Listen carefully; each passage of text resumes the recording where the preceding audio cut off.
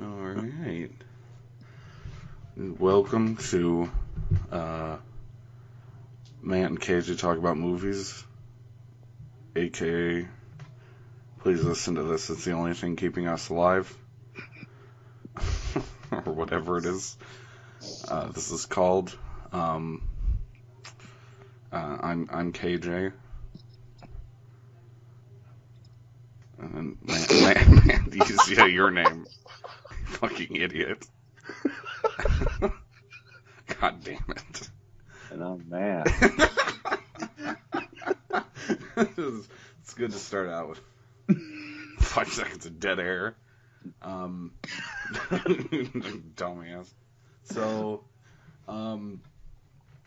today we're going to be talking about Star Wars The Last Jedi because I saw it. What? You fucking say something? No, I thought you were talking to like someone in your place. No, no, I'm doing the intro, dummy. Here, we're talking about Last Jedi. Oh, what? I heard you say something. So you had something of interest to say. No. So that's the film. We're going to discuss the film. To the best of my abilities. I think Matt has seen it twice. You just saw it. Just finished my second viewing. So you should be pretty up to date in your. I saw it once the day after it came out, which is, as of this recording, was 2 weeks ago, something like that. No, yeah, it premiered 2 weeks ago. Yeah, okay, so I think I saw it the Tuesday after it came out, and then tonight, as in Thursday night, I saw it. So like a week and a couple days. I think I saw it like Friday. I got like a matinee on Friday. I think like that Friday came out. So maybe I'm slightly. I don't feel like my. It's like a very like loaded movie. So I don't know if my opinions on it are necessarily fermented yet. But I will do my best. I'll give like a first impression at the very least. So Matt, what did you think of this film? What are your opinions? This would probably be very spoiler heavy, by the way. So I don't know who's listening to this, but yes, if you and still well.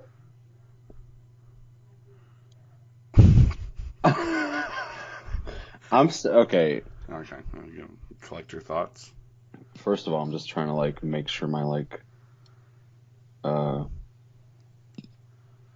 whatever audio control is.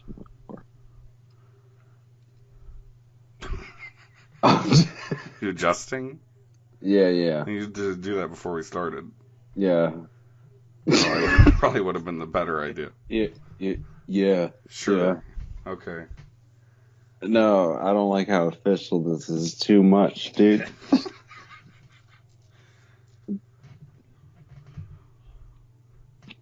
All right. So first off, okay. Let's just start talking about it. Say something. Okay. I can run off. Okay. Jesus. So okay. I'm not an initiator. I am.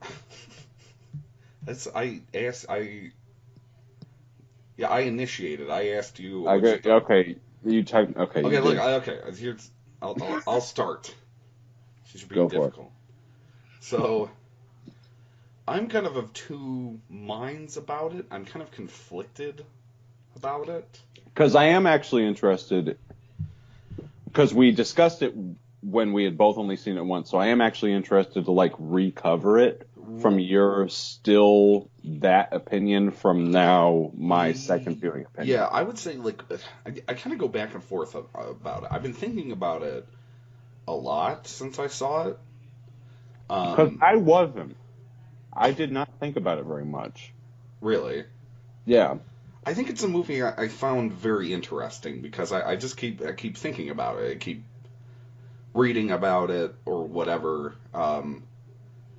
And part of me, I think the movie has a lot of interesting ideas. And that's kind of what you and I were talking about, I think, when you saw it. We were sort of talking via text. Yep. And I think that probably about that, and that was about, that was Tuesday. So I had seen it, several days before. And I would say that about there was probably when I was being most kind to it, kind of in my head. I had like kind of a favorable sort of outlook on it, I would say. Yeah, I think you said to me you thought it was meh, leaning positive. Yeah, And I was like, slightly positive. Part of me sees the interesting ideas in the movie and wants to meet it halfway. And then part of me kind of fucking hates it. That's I'm of two minds about it. I think regardless of how I feel about it, I think it's a very like messy movie. And I think it has a lot of I think it has a lot of problems regardless. Right.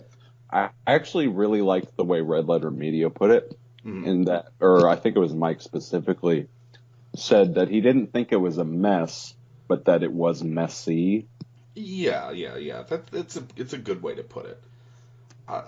It was also to cite Rich Evans from that as sporadically interesting. I think was a very good, sort of summation of the movie. Again, well, go ahead. Yeah, my issue was that I feel like there were a lot of things that were brought up. I feel like there was a lot of things that were put in there to subvert expectations. That's the buzz phrase. That's the key word when you're looking at sort of coverage of the movie. Is in Twilight. It's a subversion of expectations. Sure.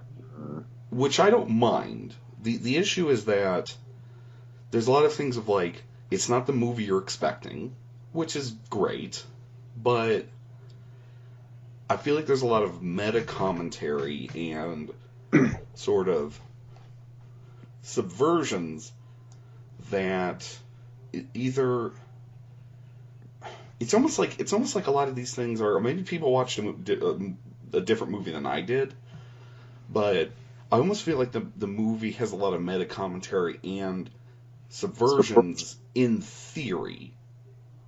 You know what I mean? Like I don't know if like the movie fully like realizes any of these ideas that it has.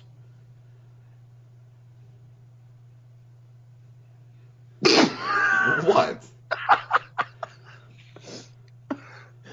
It's just it's literally what Jay fucking says.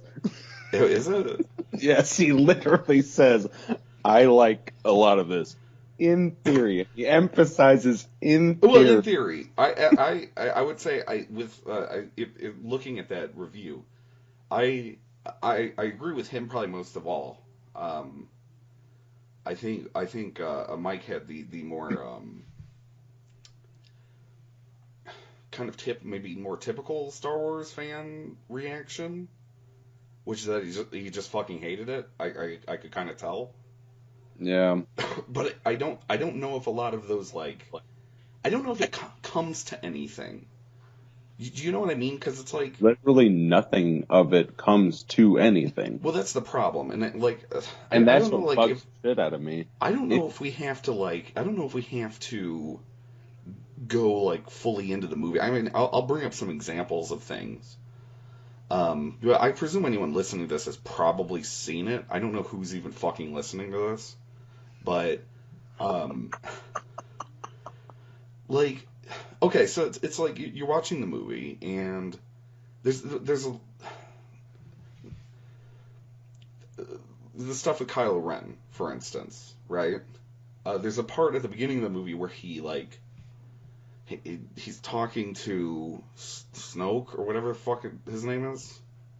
Yeah, Andy Serkis. And he's talking to Andy Serkis. Andy Serkis is like, your helmet's stupid. Yeah. You know? He's like, take that off. You're an idiot. And then he gets in the elevator, the turbo lift. Which I did kind of like. I'm not even going to lie. I like that sequence, actually. I do, too. Like, take that ridiculous thing off, and then that's like it. He doesn't... Then he takes the helmet off, and he starts smashing it against the wall, and he breaks it. Right. And then he gets off the lift, and then they kind of, like, pan down. You get a shot of, like, the helmet is broken, and he doesn't wear it again for the rest of the movie. No. And I like it because, like, of that kind of, like, he's trying to emulate Darth Vader and shit, and Darth Vader had the helmet. It's like, again, I can't remember who it was in the Red Letter Media review. It was either Jay or Mike was saying he's like a film representation of a Star Wars / Darth Vader fanboy. Yeah, I suppose. So, like, because, like, you know how Darth Vader, the mask served a purpose. Like, he couldn't really survive without the mask. Like, Kylo's, like, wearing a mask just to be like Darth Vader a little bit more. Yeah, well, it's sort of like... It's one of the things that irritated me about Force Awakens, is that... Because a lot of people really like Force Awakens a lot.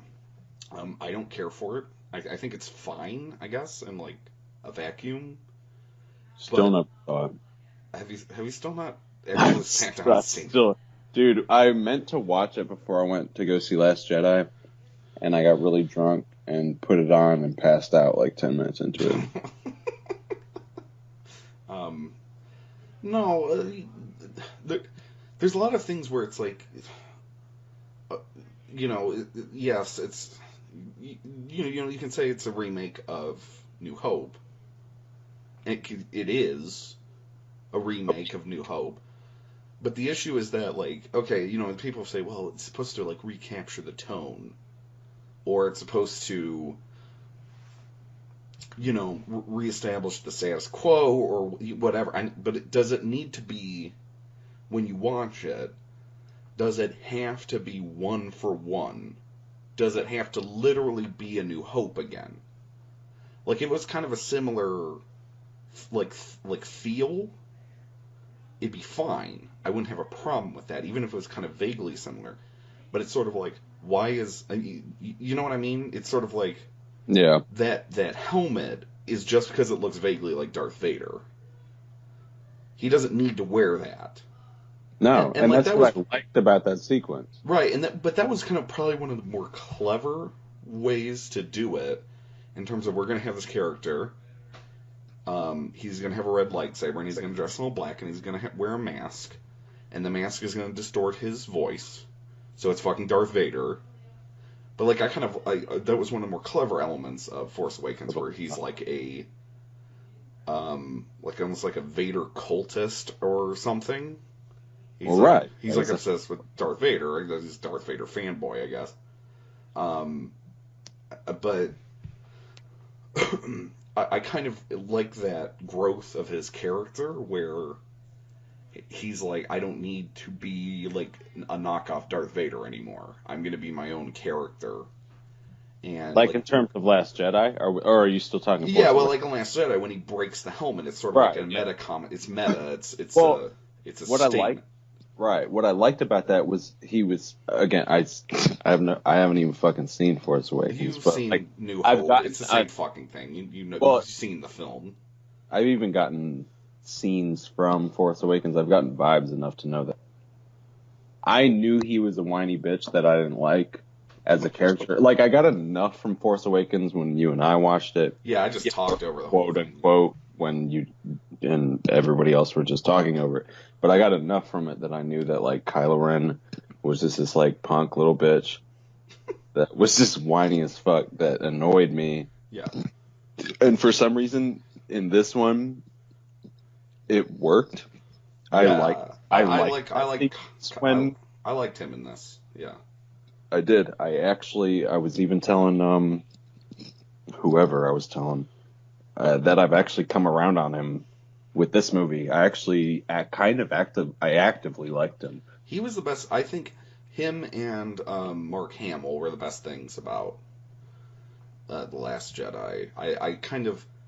Because don't get me wrong, he's still whiny, but in this, they played into it. Yeah. Really well, personally.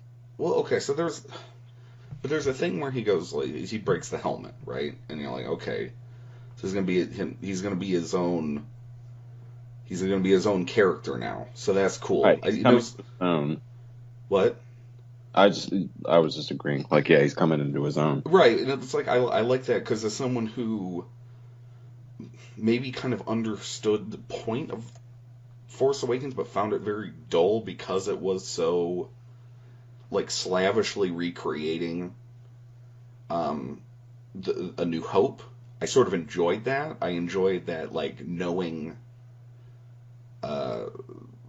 sort of understanding is like, yes, this character was basically like a shitty Darth Vader, you know, because you watch Force Awakens, you're like, here's Kylo Ren, he's like shitty Darth Vader, and then here's Snoke, he's like the shitty Emperor, you know.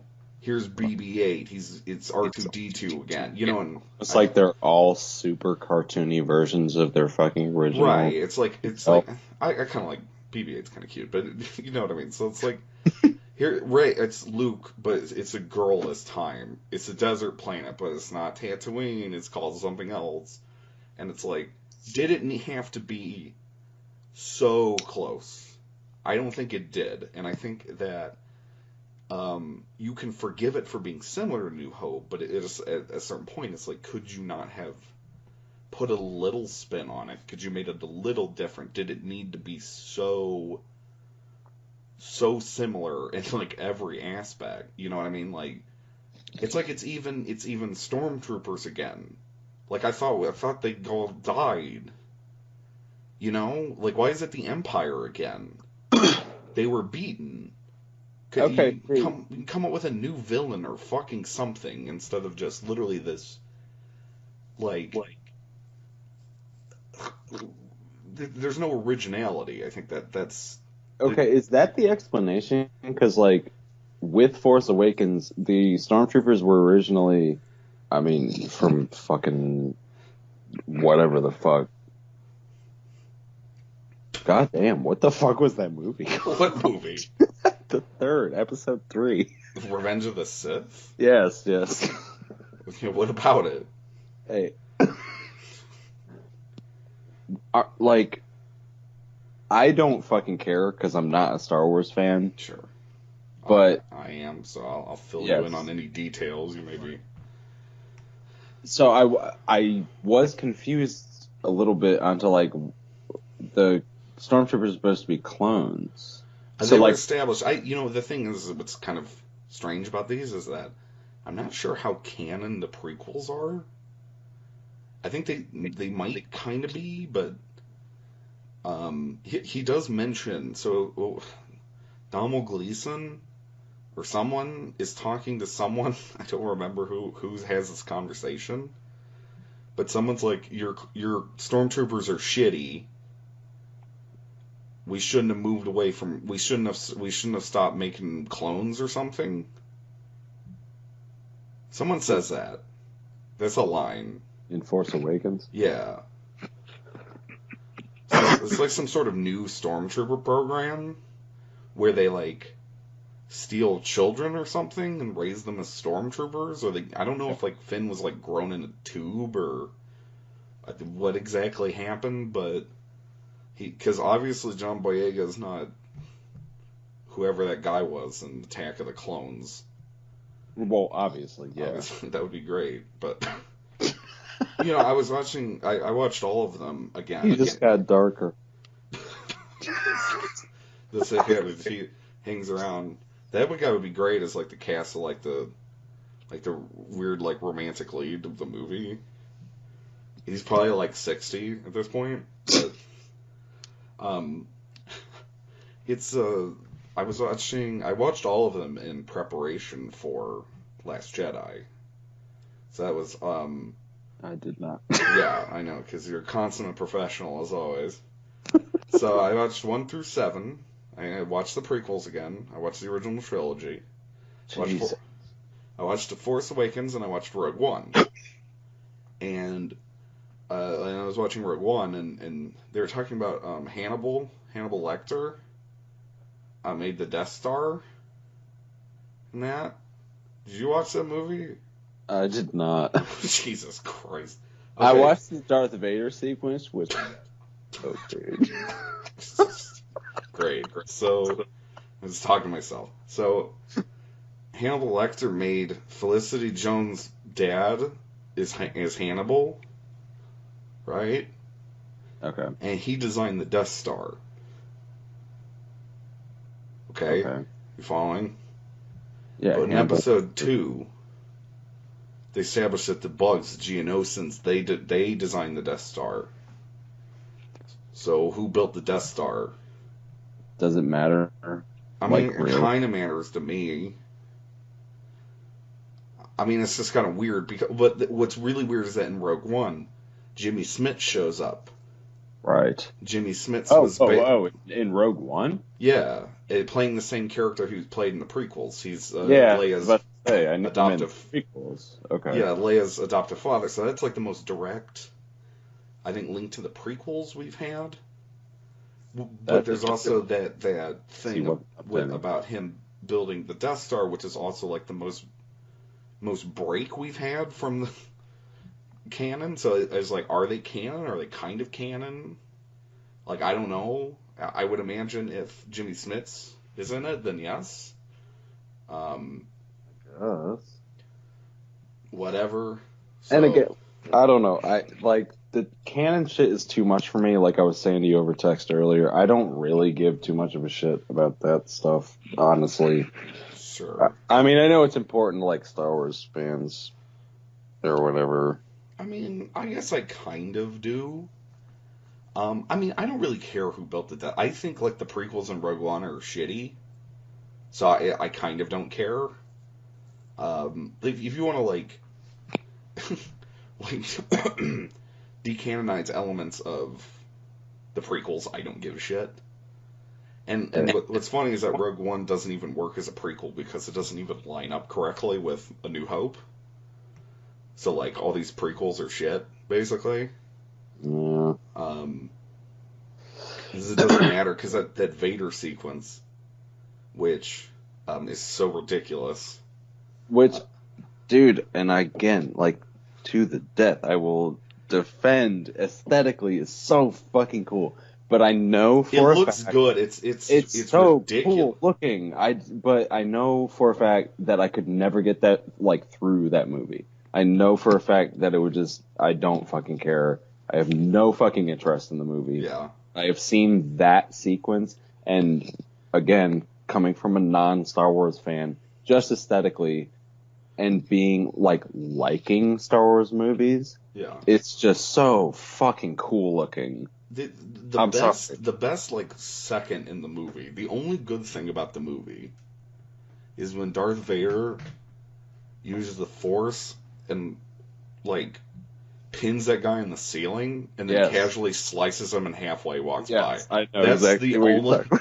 That's the only. That is so badass. It's so cool. It's the only good part of the movie. That's it. That's literally all you get out of it. It's like because that is so fucking retarded and like ridiculous. Like that's it. And then you're just like, that's what I'm waiting for the entire movie is for that 1 second of footage. Right. And I know if I ever did decide to take the time to attempt to get through that movie, I would just be like, come on. Yeah, it's like just fucking cut to that part. Let me see that part. I think I saw a GIF of it. I'm gonna send it to you so you can watch the movie in its full glory. But the thing about that is that at the end of it is that those rebel guys are running away with the Death Star plans. Yeah. Right? So, he's hacking the fuck out of all these dudes. And they're running away, and then they get on the Tana 4, which is the ship at the beginning of New Hope. Yep. And then he hands the floppy disk, or whatever the fuck, to CGI sex doll Princess Leia. Yes. Which is just fucking cringeworthy and shitty. And it wasn't. Okay, I mean. Okay, but the ship was in a bigger ship. So there's a bigger ship, and then Vader boards that ship, and then another smaller ship takes off, and that's the Tantive 4. So this sets up that his ship is now chasing that, but it doesn't match because. What happened to that other ship? Well, no, because he's chasing it, and then he gets on it, and then he's like, they're all like, it's a counselor ship. But he saw them fucking leave with the plans. Like, he saw them. You know what I mean? Oh. I mean, it's a minor quibble, I guess, but it's kind of stupid. Okay. So, yeah. Yeah, and then there's, like, some other elements where it's like, Hannibal apparently built the grate into the Death Star in order to have it be blown up. So like that grate that Luke shoots the photon torpedo into was like a designed weak point by him. But it's like, they made a big deal about it in the movie that it was super hard to hit. Why not make it a little bit easier? You know what I mean? Where they were like, that's impossible to hit. Why would he do that? It's stuff like that. Where you're like, why does this all need to be... Why do we need, the backstory of every fucking thing in Star Wars? I'm, lost. Okay, you know how there's a grate on the Death Star? There's like a fucking vent on the Death Star. Are you following me? Yes. Okay, so they get the Death Star plans. And they're like... Yeah, are you talking about what they end up shooting at? Yeah, like Luke shoots the photon torpedo. It's the weakness, right? Yeah. Hannibal Lecter designed the Death Star, but he's a good guy. So okay, so you're saying he specifically designed that so that vent could conceivably be a weak point. It's like a designed weak point. On purpose. On purpose, because he was secretly a good guy. Okay, see, again, I've never seen them. I didn't know. Right, okay, so it's like, why would he make it so difficult, though? Right, you would make it obvious. You'd make it something more obvious, so the movie's crap, is what I'm trying to say. Okay, see, I haven't seen them. I didn't know all that bullshit. Yeah, that's pretty stupid. Yeah, I don't know, there's a lot of dumb things, I feel like, at a certain point, A New Hope's an amazing film. I love it. It's best. But, can we stop making prequels to it? You know? Sorry. It does everything... Because the next movie, which we might talk about a little bit when I finally get back to Last Jedi. We were supposed to be talking about that. Is going to be Han Solo. So that's another fucking prequel. Dude, fuck that shit. We'll talk about that in a little bit. We'll talk about Han Solo. That'll be our second topic. But, are we? Maybe. How long have we been talking? 4 hours? I totally got off on a tangent about Rogue One. About bullshit. Okay, so let's go back up the rabbit hole. Do you remember when Kylo Ren broke his helmet? I believe that's the last time I was on top. That was the last time we were on top. Jesus, and then it went off. Okay, look. There's a thing. He breaks his helmet. It's symbolic. And then he's talking. It was cool. I like that. He's talking to Daisy Ridley because they have Skype force powers, so they can talk to each other. Yes, which is my favorite part of the whole. Yes, I know you like it. You keep talking about it. So this is good stuff. So they start talking and they start they become friends. He's she becomes his long distance Skype girlfriend. And they talk about all this shit, and then they're testing the waters. Yeah, Matt likes this movie because he wants to see those two fuck, and that's the only reason. But I'm gonna tell you why none of this works. Because so he starts talking about we're gonna kill the past, we're gonna move forward, right? He starts saying things like this. And you're like, I'm like, okay, movie, I'm feeling it. He broke the helmet. He's talking about like what we have to move forward. He starts saying things like, why are there gonna be Sith and Jedi and good and evil and Empire and rebels and all this shit? Like, let's do something else, right? And again, it's sort of like this interesting meta commentary about the series as a whole, where it's like, and maybe even specifically The Force Awakens, where it's like, do we have to do this all again? And I'm like, okay, this character's interesting. This is interesting. This is,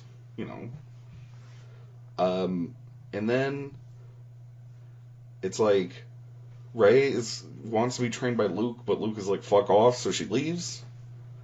And they don't do anything. And then there's a scene where Kylo tries, kind of vaguely, and he does give her that whole. Again, I actually really like the whole fucking bit where he's talking about, where he tells her to reach out, and that's the only scene where he trains her though, and it's like 30 seconds. I mean, yeah, you're not wrong, but like to me that was like really cool.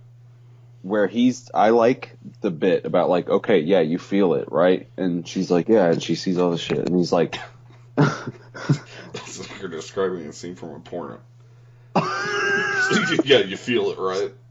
Right, you feel it, right? Like you feel it, right? And she's like, well, yeah, I feel it. You get it, right, dude? You get it, right? She sees all this shit.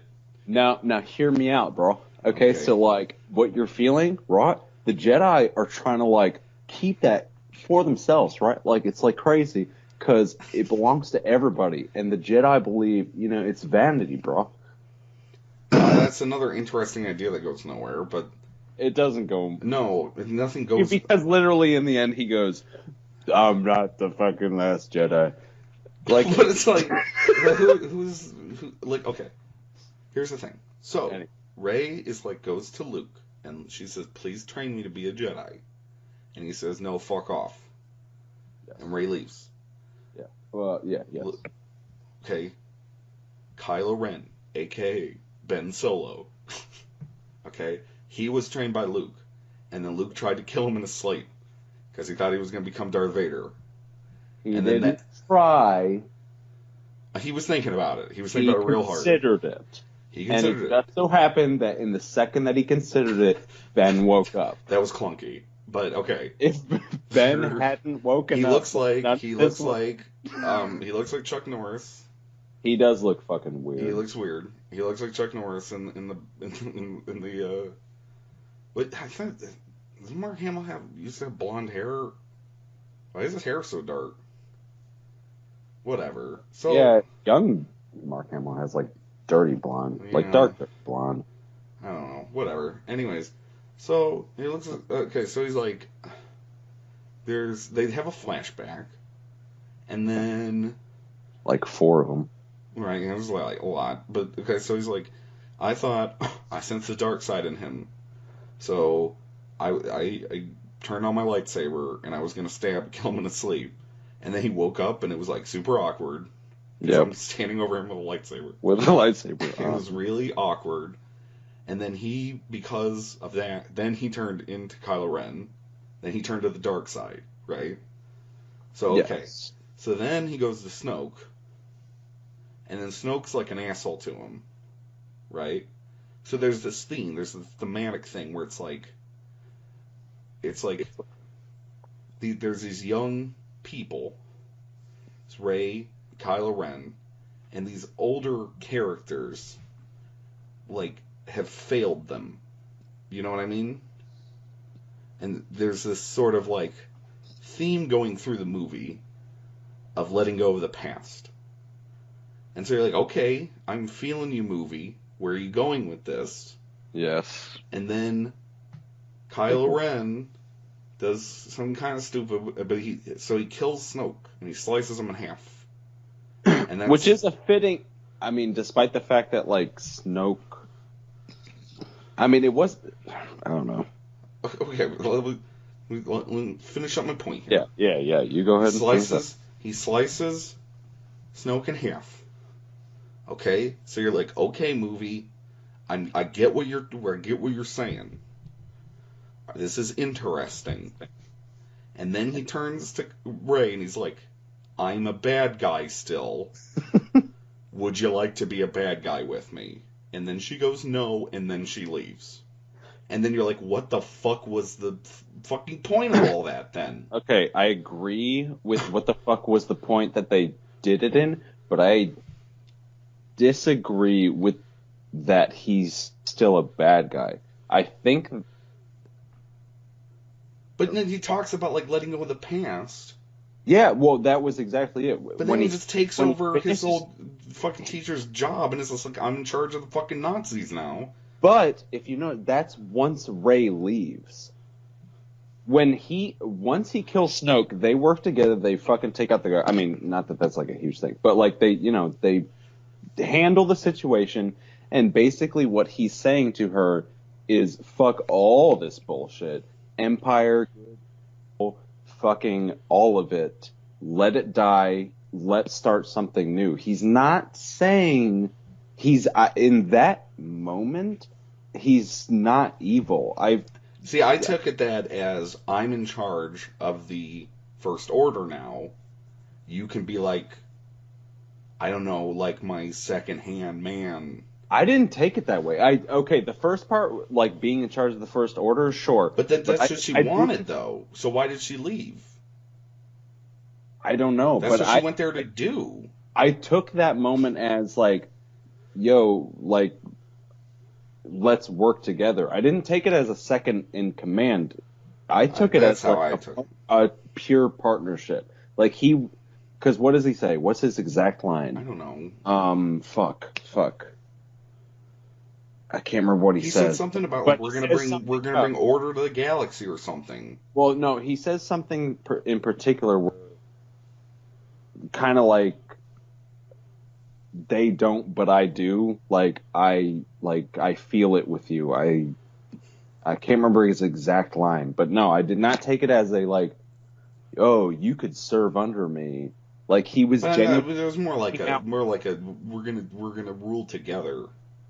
Yeah, no, I mean it was a rule together thing, but I didn't take it as like me personally as like a malicious thing. It was more but then why did she leave?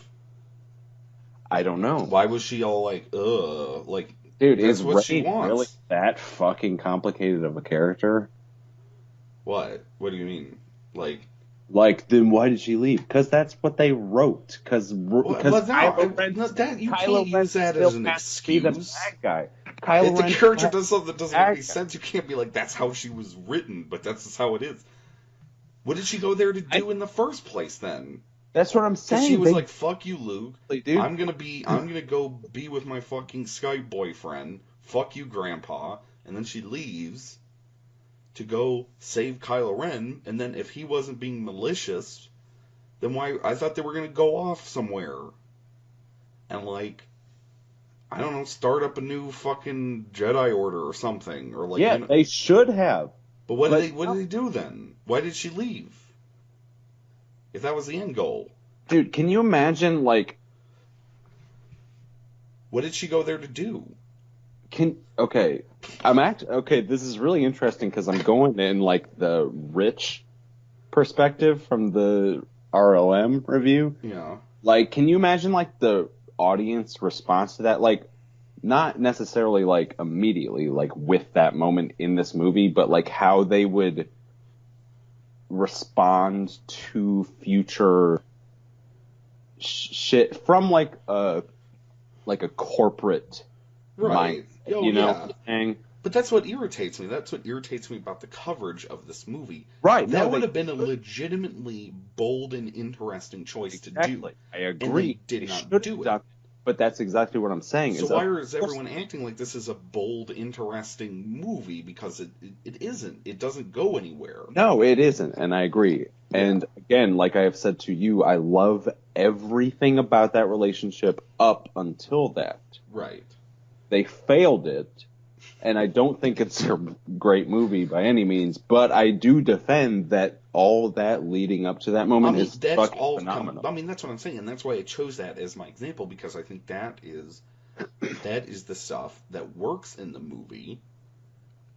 and that is the most interesting element. Yeah, it's my favorite part of the fucking movie. But then it doesn't go anywhere. Just and like that's the whole fucking movie. Exactly. It's like agree at all. The movie is setting up something interesting. It's saying something interesting. It's like these old notions, the old ways have failed both of these characters, and they're going to sort of throw away this concept of again, like good and evil, and they're going to join together and create something new.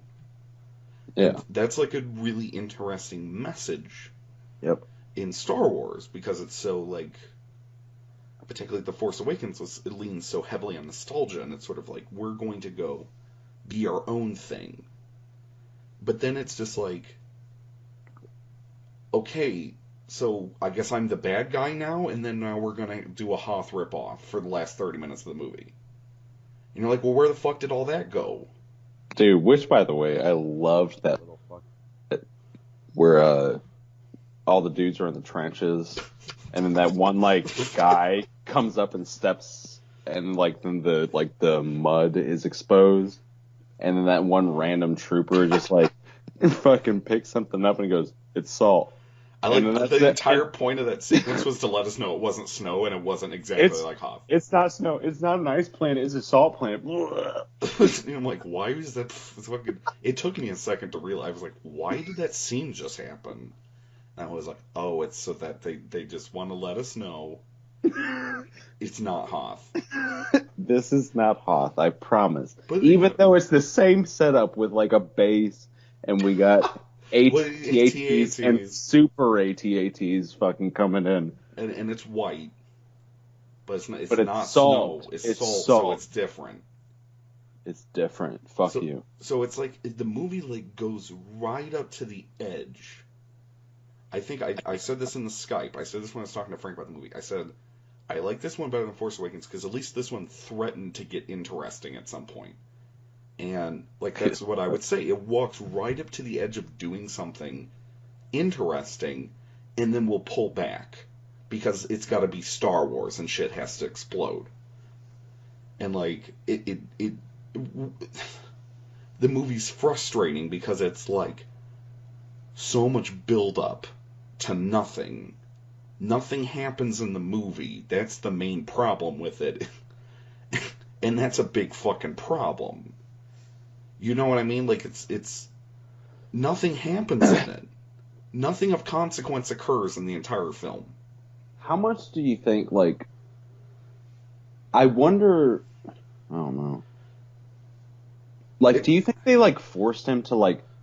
Okay, this is how it has to end? And then he just, like, made up a bunch of cool shit. Yeah, like, work your way around. But look... Because, like, again, I defend the shit out of how fucking cool so much of it was, or not even so much of it, but like certain aspects like of it work. But that's why I think I keep thinking about it.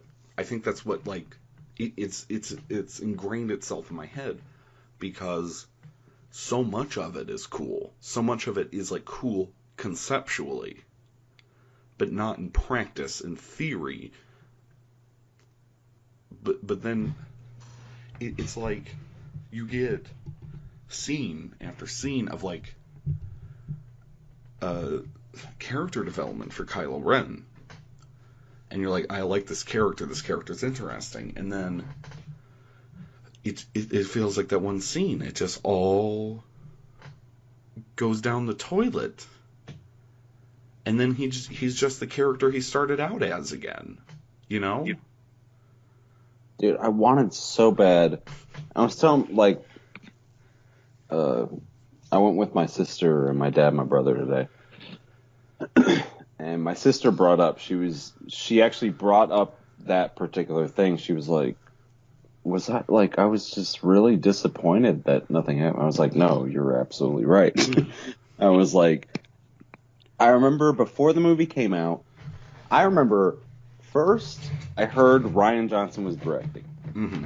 And I, like, gut instinct got really excited for it.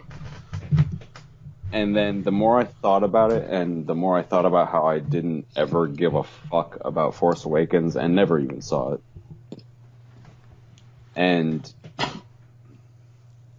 again, we had that viewing, quote unquote, but I wasn't really paying. I kept going out for smoke breaks. You guys were talking through the whole thing anyway. Right. And then the more I thought about this, I was like, he's not going to get any creative control anyway. I mean, as much as I loved Looper. So, like, I just didn't give a shit. And then then we had the trailer, and there was that thing, I need someone to show me my place in all this, which ended up being like, what was it? I need someone to show me my place in all this, and then it cuts to Kylo Ren extending his hand, which ended up being totally different scenes. Yeah, I guess thematically it worked. It is. That's not how the. It actually is pretty similar into. That's not the exact scene, but that's kind of right. Like that hints at like a thematic core of the film. Right. It works that way well enough. Right. So once that was dropped, I remember being like, "Please, Jesus, Lord, let Rey go to the dark side." Like, I wanted that so bad. I don't even give a shit about the series. I don't care. But, like, I just thought that was such a cool idea. Like, it would be so unexpected. I mean, just from what you would think, like, the trailer itself was a little wavy, but, like, where you would think the story was going, that would be so fucking... It would be a massive fucking twist. Yeah. Which, I mean, I just thought it would be cool. And then I remember when I saw the movie and that sequence came up, I was like, okay. And then, or not that sequence, but like when she, like, you know, she's in front of Snoke and shit, and then seeing Kylo Ren kill Snoke, and then I remember being like, okay, where I thought it was going, but I'm still cool with this. Yeah. I'm down for Kylo Ren to be a good guy. I just wanted it to go one way or the other. I was down for either. I really wanted Rey to be the bad guy because I thought that would be like a really cool way to go. But I was still down for Kylo Ren to be a good guy because I thought that could kind of be interesting too. And then no. No, I mean, I thought that was the point of the Donald Gleason character. I thought it was going to be like he was gonna become like the main villain of the series. Right. You know what I mean? And that's like, what? That's Hux, right? Yeah. And you could have done something like that for the third one. Maybe Kylo, half of the stormtroopers go with him, half of them go with Donald Gleason or whatever. And I if something has to fucking explode, then fine. But there's. All right. But I'm saying is that I felt like the movie set up all of these interesting places it could go, and then it didn't go anywhere. Right. And like, I think this, because we've been talking for approximately 6 hours now about this one part of the movie. This is only like 30 minutes of the movie, and we've been discussing it for like 5 hours now. I'm going to talk about some of the other elements of the movie. I know you don't really care about anything else, because that seems to be the part that Rey stuff seems to be the part you liked. That's like it for me, dude. I don't. Other than Laura Dern sacrificing herself, like, that's fucking it. Which was a visually cool sequence, but was pointless, like everything else. It was pointless, but yeah, like. Okay, but it just dovetails nicely, because this is kind of something I was thinking about. Dovetails? Dovetails. Yeah. I thought you said ducktails. No, I didn't. It's kind of like DuckTales. This ducktails nicely. into the next topic, which is how far are you willing to go to forgive kind of shoddy storytelling if it is in service of a central theme or in service of subverting audience expectation? Okay, so that's interesting actually, because that's what I've been thinking about with the movie. That's like the big macro idea I think I get from the film, which is like, okay, let me give you an example, right? Because we haven't even talked about the fucking Finn Rose subplot that goes fucking nowhere. Do we even have to? Yeah, we do. So, let me bring this up. I hate that. It's terrible. So Finn and Rose, who's a new character, they have to go to... Okay, the Rebels... The entire movie is weird because it's structured around like a slow motion spaceship chase. It's like the OJ chase when he was going like 5 miles an hour. It's like that, but it's in space. So it's really exciting because they're both going like 5 miles per hour and remain equidistant from each other the entire film. So it's like the big rebel ship. Yes. And so they are like, maybe we can like hack into the bad guy ship, right? Is that what the plot is? Yes. Okay. So then they call up Lupita Nyong'o from the first film. Real quick. I'm sorry. Yeah, go ahead.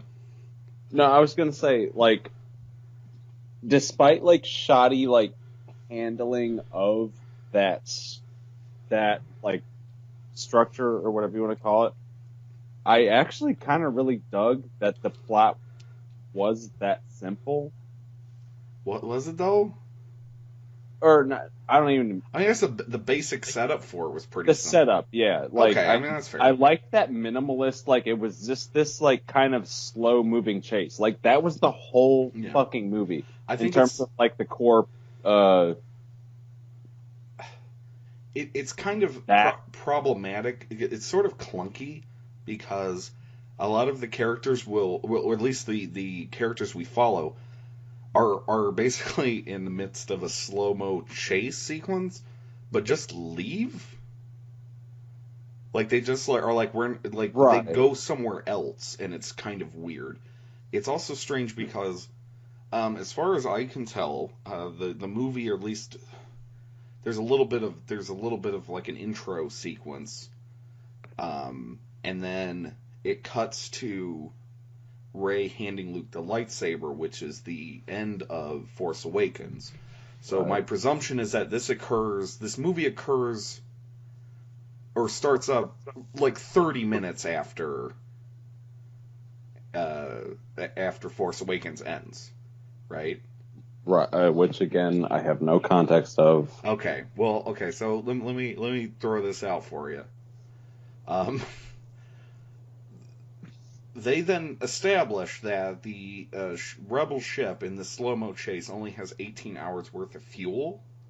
Yes. So if it literally picks up about an hour after Force Awakens ends, means that Rey was on that planet with Luke for less than 18 hours because she comes back before they run out of fuel. That is true. Yeah, that's a little dumb. So which means she didn't get fucking trained at all. But I mean, I don't know that it was really. He had real no intention of training her properly anyway. He just meant to teach her a couple of quick lessons. Right, but then what was the point? Okay. Let me get to the point. Let's not get off track. All right. So call Lupita. Lupita says you can hack into the bad guy ship, but you have to go to this stupid casino planet and find this guy who can do it. Yeah, dude, I don't fucking like any fucking bit of this whole. No, this part sucks, and this is I hate all of this. All of this, everything with like Luke, Rey, and Ren worked until it like shat itself. That was compelling. Dude, like, I'm willing to defend everything outside of this fucking. This is shit. It's right? so bad. This is like dragging it. So they were like, but it feels like Return of the Jedi. This is the problem. So they're like, the Force users have this compelling plot, but we got to find everybody else to do. So then they go, okay, Finn and this new lady, you go to this stupid casino planet and find this guy. So then they find Justin Theroux, who is the guy that they were looking for, right?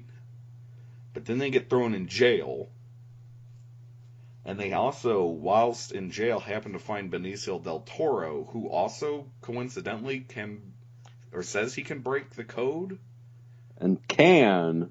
But then they bring him right, then they bring him back, and then they go on the ship for 5 seconds, and then he betrays them. And then they don't die, but the plan fails, and then they just get in ships and go back to the other ship, and then that's the end of that plot. It goes nowhere. No, yeah, it doesn't.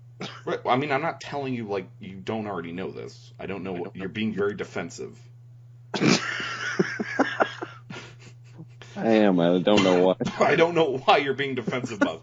I'm not attacking you. I'm saying this plot goes nowhere. Okay. But I want to link this, okay? I want to give anyone listening to this, I don't know who's doing it. It's you and I are listening to this. You and maybe some people on my Discord chat will listen to it. Kyle will probably listen to it. Kyle, here's what I'm telling you. Okay? Dude, I just like to think that this like became like a thing. We should record these just for Kyle and like talk, like address him specifically. He's the only one who will probably listen to this in its entirety because he'll be doing work or something and he'll put it on to be nice. Throw it on, just sure. It needs some background. Okay, Kyle, look. And maybe, you know what, maybe this will blow up and maybe some guy named Kyle will also be listening to this. He feels included. Okay, anyone named Kyle listening to this, look, here's what I'm trying to tell you. So I saw a comment. I like you, Kyle. What? What are you talking about? Okay, I saw a comment. I don't remember where it was, but it got me thinking, where it said, from plot perspective, the Finn Rose storyline doesn't go anywhere. But it's a thematically, it adds to the whole movie, because the movie is thematically about failure, right? Yoda says something about this. Yoda's in the film, and it was Luke, and he says something about, like, failure's the best teacher, right? He has a line. So, they said it's about failure, right? Our heroes fail. The villains fail. Everyone fails. This is me, like, paraphrasing the comment. So it's got me thinking, if the movie's about failure, and the protagonists fail everything they attempt to do, and the antagonists fail everything they attempt to do, then what fucking happens in the movie? You know what I'm saying? Are you still there? Fucking answer me. What happens in this film? No. What happens? Nothing. Exactly. That's what I'm saying. No, I agree. Okay. I never wasn't disagreeing. Well, you just were silent. You're sitting there like an asshole. And I asked you a question. I'm trying. I thought you were still talking to Kyle. Oh, no, I'm not. Oh, sorry. No, I wasn't asking Kyle that. Because he can't answer me. I was just kind of telling him. I wanted to let him know what's happening in the film. Right. Now I'm asking you, what happens in this fucking film? Yes, no, nothing happens in the movie, and that is what's so fucking frustrating about the fucking movie. But if you go, well, it's thematic. It's like, but nothing happens in it. No. I do not defend at all the final. Again, did I mention it during this, or was it just through text that I said, outside of everything dealing with Kylo Ren and Rey, I love it. I don't know why. I love it. Talking about it, yeah. But because you want to see those two have sex, that's why. I mean fuck it. You're a fucking weird perv. I like it. Just wants to see this happen because you're a shipper, because you're like a teenage girl.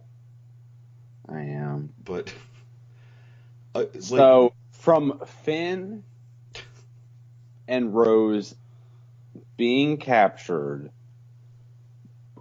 to Laura Dern's sacrifice sequence, I think is fucking phenomenal. That's right. I texted you that. That's right. I think it's fucking phenomenal. I really do. Like in the B plot? I think all of it. All of that stuff, even the stuff on the casino planet? No. From no, not captured as in on the casino planet. I mean like on the ship. On the ship. Okay. So from when they're like about to be executed, like all like Benicio del Toro selling them out, even though he had no fucking point other than selling them out. Right. But like that area to that sequence, the silence sequence that some theaters had to put a warning about because people thought the audio was going. People weren't used to like there not being constant fucking sound in a movie for 5 seconds. And they were like, what the fuck's going on? I probably just watched the Transformers movies where it's this constant fucking noise machine for 3 hours and sensory overload. I really like that scene, actually. I don't know about... Dude, I don't know about you. Love that. You heard once that scene happened, and I really like he cut the sound out, actually. It was like a really nice... And there was like an audible like gasp in the theater. I think people responded to that visual a lot. It was fucking gorgeous. It was great. I'm like, seriously. I think the movie as a whole actually looks really good. That's actually just a straight positive. I quite like. I know I was making fun of it earlier, but the Not Hoth has like a cool thing where beneath the salt is red shit. Are you talking about the riders and how it has that like kick up? Yeah, so it like kicks up and they leave like these red dust trails. I love that. I thought it was aesthetically like really fucking cool. Yeah, I like those crystal foxes that lived on that planet. I thought those were cool. I thought the fight in the throne room looked really great. Aesthetically, I like the movie a lot. The movie's fucking cool. Yeah. It's just cool looking. And again, I liked in particular the Laura Dern sequence. I thought that was a really cool way. It almost had like this like comic book, like what do you call them? Like what do you call the like the boxes? You know what I'm talking about? I know, with a box, like a panel. What are you talking about? Guess like you know how it went from like it was like like that action shot, yeah, and the ship was splitting, and then it had these like there was no like real movement. Yeah, no, it almost looked like taking place, but he kept cutting to different shots of like the same thing happening. Oh yeah, it almost looked the scene almost had like an anime-ish quality to me. Yeah. It's sort of cool. Like it was. I don't know. It was sort of showing like the aftermath of like movement. Yeah. It was. That's a weird way to put it, but. You know what I'm getting at, though. Yeah, something. I know what you're saying. Kyle probably won't know what the fuck you're saying. Maybe he will. We're just gonna. The audience is Kyle. That's when I say Kyle, I mean anyone listening. You'll see it eventually. Hopefully, like our fans will be known as Kyles.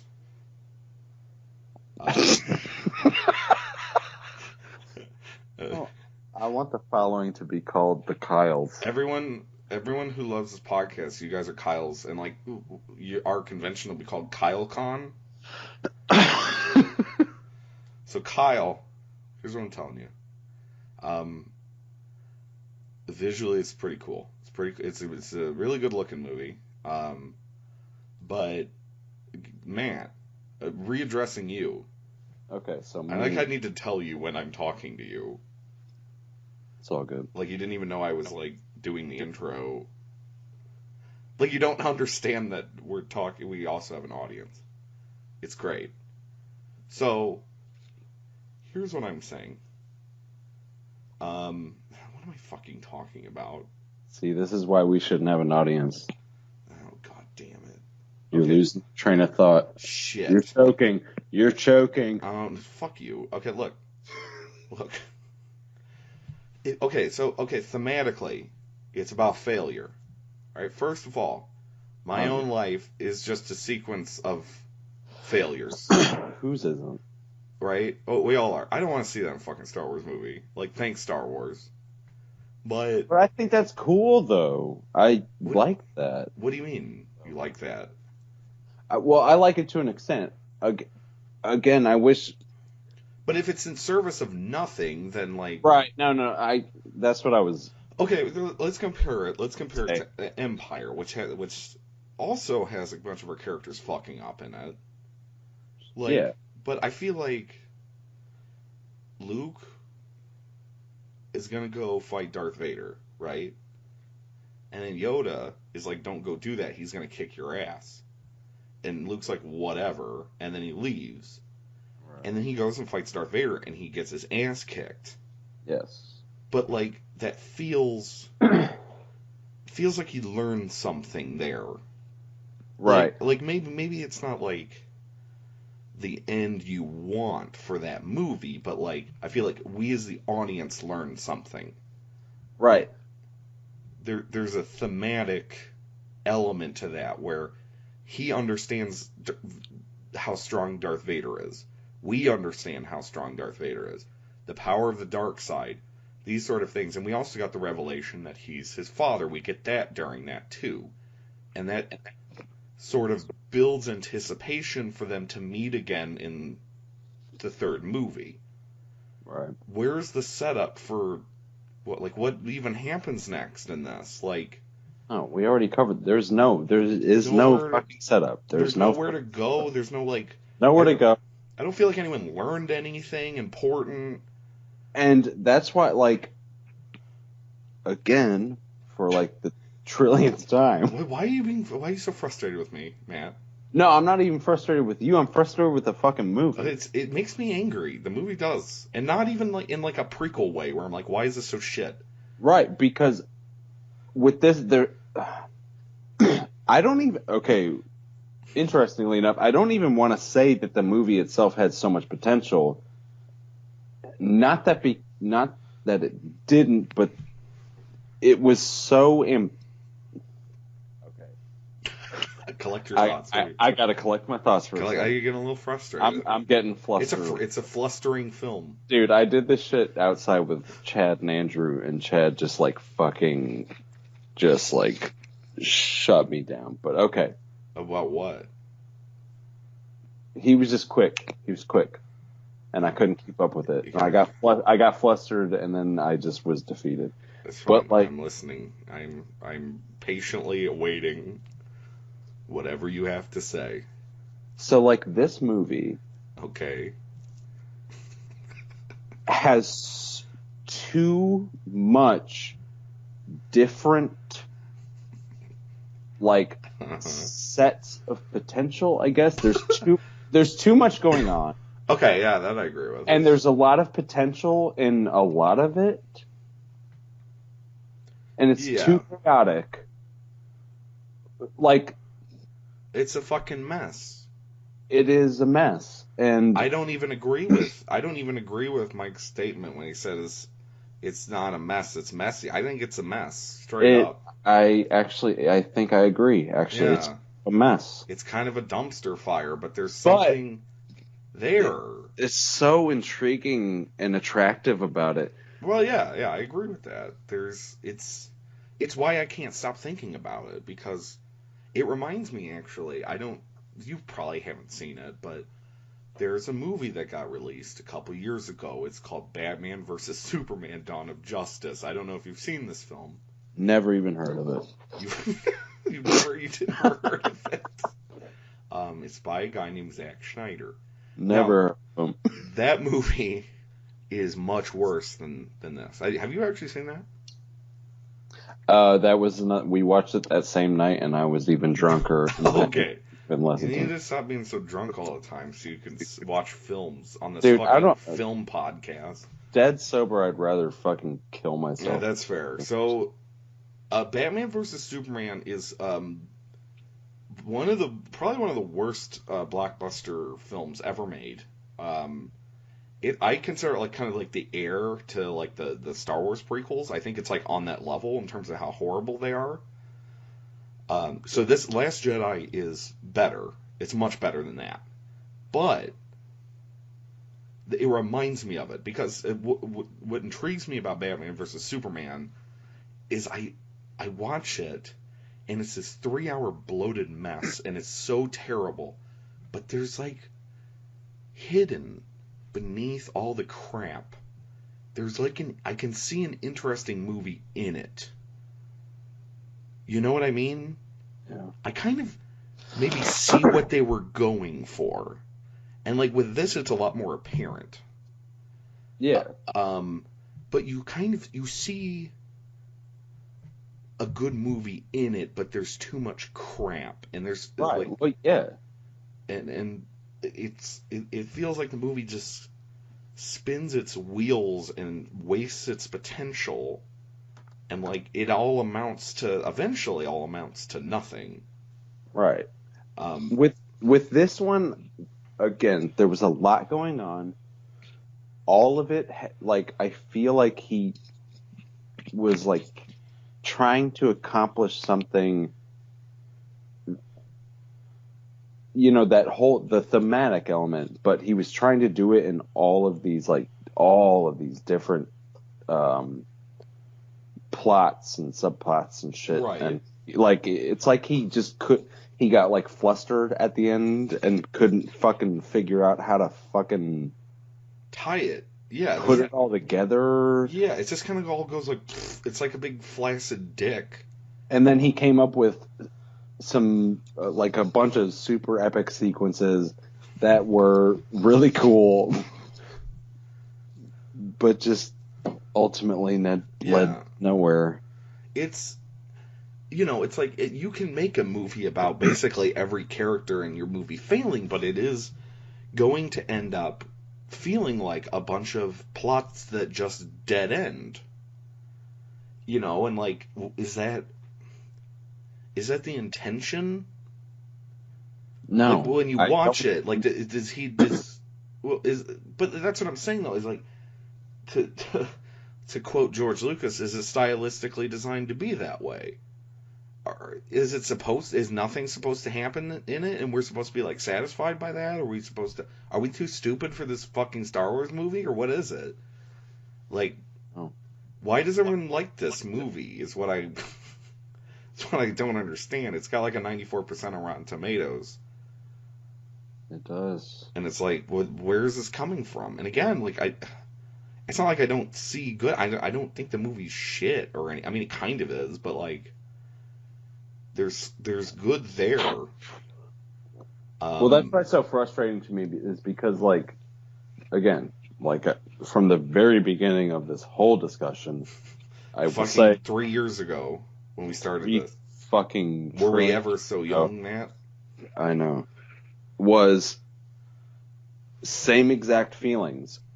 Yeah. I mean, and this is going back to the beginning of the conversation. I'm not talking about now, but like immediately upon finishing the second viewing, was my feelings for the movie were literally exactly the same. Like everything I loved about it on the first, I fucking loved about it on the second viewing. It was exactly the same, and everything I fucking hated about it, I fucking hated about it on the second viewing. Like, and that was like a week to digest it, and then watch it fresh again, and it was the exact same. Yeah. It's just, yeah. I don't know. It makes me think, or when I was watching the movie, it kind of makes me think about the Disney Star Wars thing just in general, because you think that they went into this without a plan.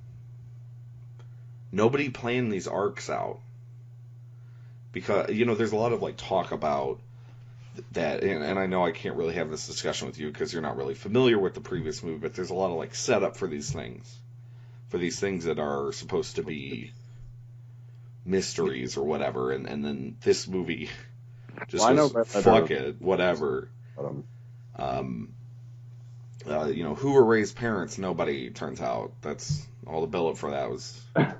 Which again, like coming in from like an outsider perspective, but like knowing relative, you know what I'm saying? Yeah. Like I know Rey as a character. I don't know anything about her because I didn't see the movie, but I know her as a character, and like the audience hype behind where she came from. I actually fucking dug the shit out of the fact that she comes from nothing. Yeah, that sequence was dope as fuck to me. A lot of the subversions I actually didn't mind because it's because I didn't really care for Force Awakens and didn't really find any of its central like mysteries interesting, so I didn't care. Like, who were Rey's parents? I didn't care. I don't give a shit. See, I was looking at the audience is expecting. I mean, yeah, like you said, subversion, but like it was just, it was so satisfying to me. Because I don't fucking care. I think that's where a lot of people are, like, you think like this weird thing, like, everybody hates nerds now, I guess, so it's like... I guess that's the perspective I'm coming from, is I was super satisfied when, like... That nobody got their conclusion, or whatever. Right. It's a little mean, if I'm going to be frank. It is a little mean. But and it was that one in particular for me, though. When Ren was like... Kylo Ren was like, I know I know the truth about your parents. You know it to be true.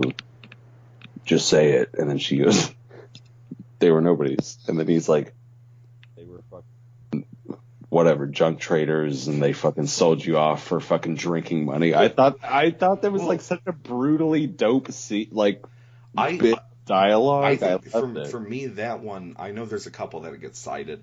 That one worked the best for me, for whatever reason, because that subversion actually affected her character. Yeah. Where I think she thought she was just this destined, like a special person. Yeah. But I think she came from royalty or something. But I think it like speaks to something that we all hope we're special, and you're just like, no, your parents are like a bunch of fucking drunks. They were drunks. They're pieces of shit. That's what he said. He's like, they're probably dead. Fuck them. He said they're fucking buried in a grave on Jakku. Fucking from some unmarked grave. Some like probably got junk. You got shit faced. Probably got shot. Who cares? And like, I would like the sequence a little bit more if I liked that character a little bit more. I like Daisy Ridley, but I don't particularly care for that character. That's my biggest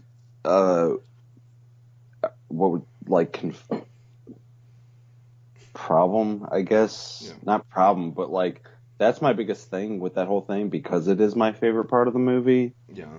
Is that I individually, I mean, Kylo Ren I actually have come around on. I actually kind of a little bit more, yeah. But I liked him until he started acting like a fucking idiot at the end of the movie. So at the end, right? Like I'm thinking before that. Oh yeah, sure. No, I liked him there. Yeah. Yeah. Ray is still really fucking boring. Well, it's sort of undercut when you go like, you're no one special except you randomly succeed at almost everything you try to do, and you're ultra powerful in the Force. Other than that, right? You're no one special, but she is though. I mean, if it had like come up from that or something. But if she was more like Finn feels like kind of like an everyman. Like that would work. Her whole character is like, oh, you've always been destined. Like, she does have this like destiny quality to her. She still does. I mean, in The Force Awakens, she goes into Lupita's like basement, and Lupita gives her the Anakin's old lightsaber, and she touches it, and then she sees all the shit. So you're like, okay, so that's something. She has like some sort of connection, but now that doesn't mean anything anymore. But she's still for some reason. She's still like an ultra powerful Force user that's still never been trained. I mean, she goes in to the throne room and kills all those dudes, and it's like. Which I do not like to be the one who fucking gets into like power struggle kind of like level kind of shit, but as much as I like the sequence because it's just like I like the drama or whatever. Yeah. I like it when Kylo Ren kicks that guy into turbine and like chunks fly out. Chunks are. That was surprisingly violent, and I liked it. Like it's really bloody. Like little like fucking like roast beef chunks like fly out. Like this dude gets chunked. Like hunks of like bloody meat fly out of a turbine that he get kicked into. That happens. Like that's in this movie. This Star Wars film is fun for all ages. That's bloody chunks of fucking chum fed to great whites later. This guy gets turned into like fucking stew. It's hardcore.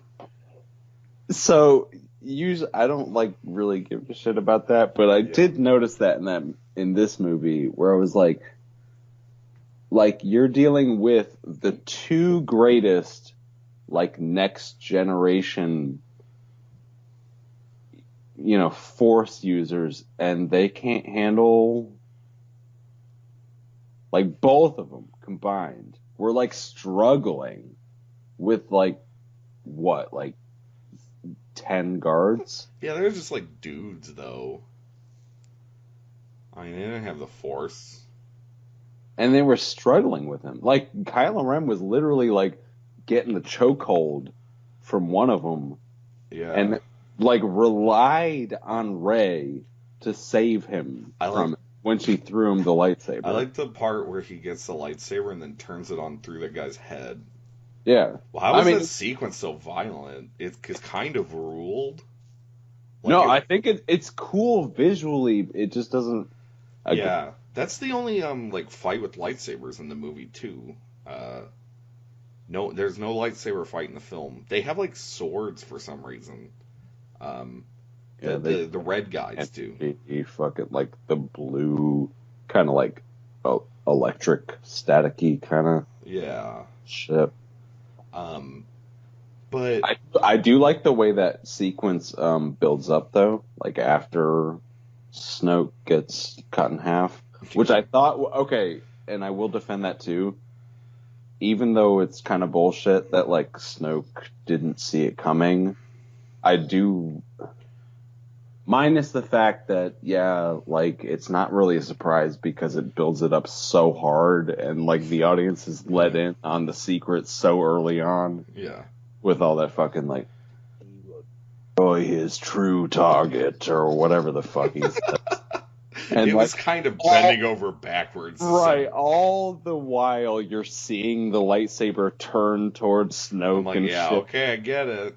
And then, but there was something so badass about him like flicking his fingers and the lightsaber going through And then I loved the brutality of it, him like reacting to it and cutting back to Kylo Ren and him like flicking his fingers again and it like cuts through him. I don't know why that was so cool to me. My favorite part of the movie was when Rey tried to grab the lightsaber from him and then the lightsaber flew past her and cracked her in the back of the head. Fucking smacked her on the back of the head. I enjoyed that immensely because I enjoy violence against women.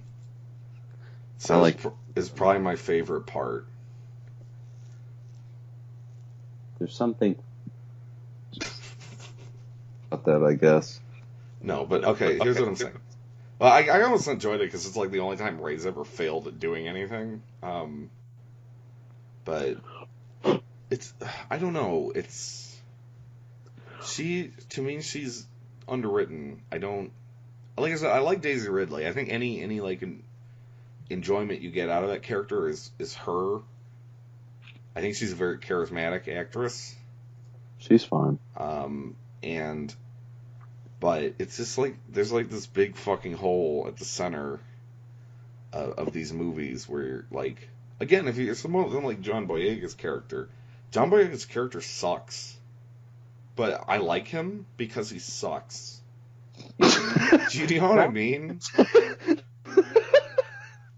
John Boyega's character sucks, but I like him because he sucks. Because he's just like a guy, and he's not good at anything, and he tries his best, and like I like that. He's not good at fighting or doing anything. That's relatable. I'm not good at doing anything. I mean, sure. I can relate to that character. Have you seen the most recent Spider-Man movie? No. The Spider-Man in that, well, maybe in all of them. I like Spider-Man because he's like that, because he sucks. The new dude? Yeah, well, yeah. Most of I guess all the Spider-Man to varying degrees. Yeah, I mean all the Spider-Man. Spider-Man is a character, but this character he feels like a person, like he fucks up. You know what I mean? There's one part where like he's chasing a car. Hold on. What? I'll be right back. Where are you going? I'll be right back. Okay. So, okay. This is one part.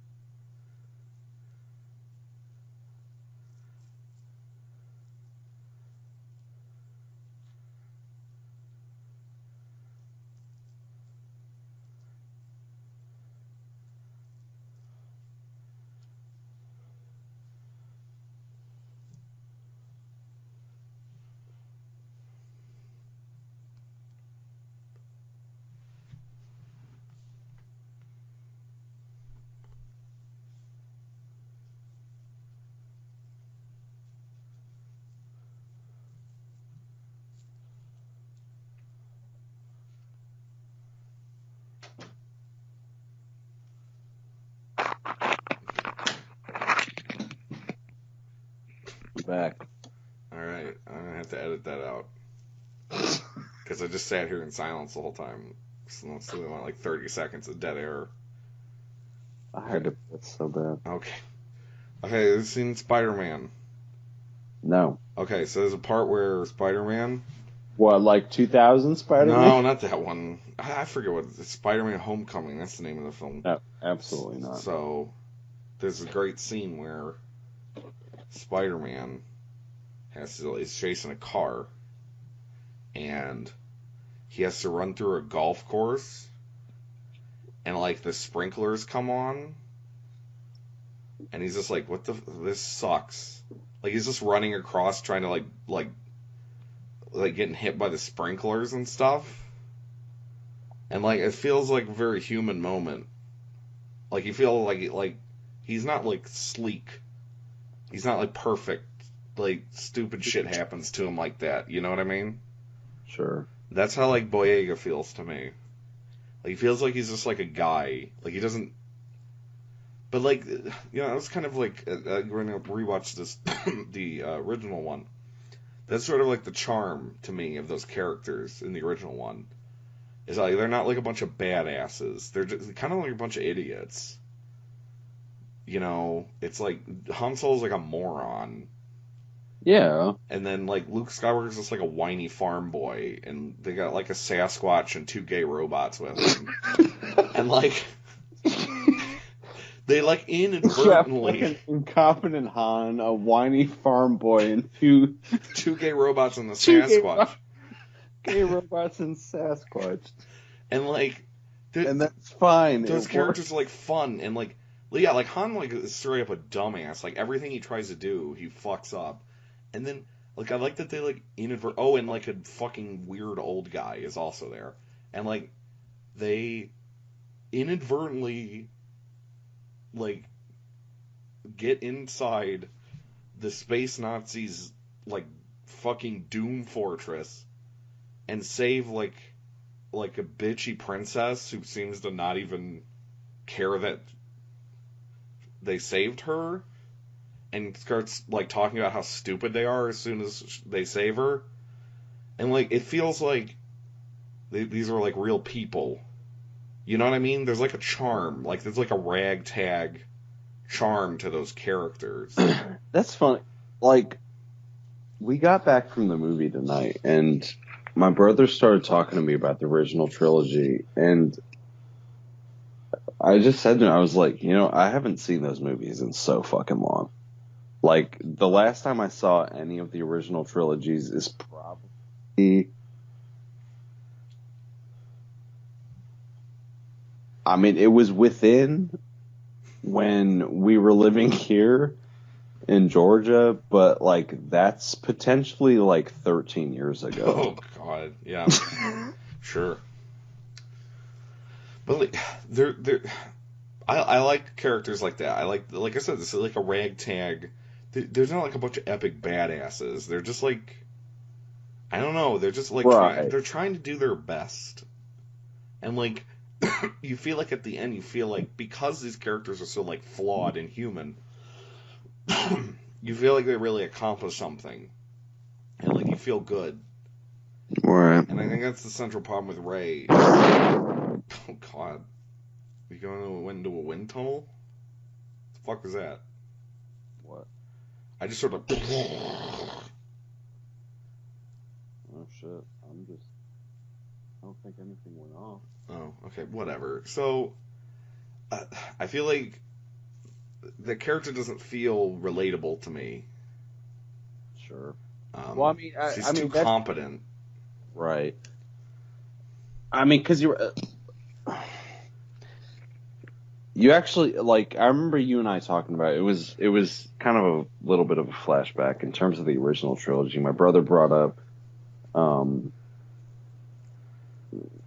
my brother just like he goes on tangents and he just talks about shit, and like sure. After we saw the movie tonight, he was going on about some shit, and he mentioned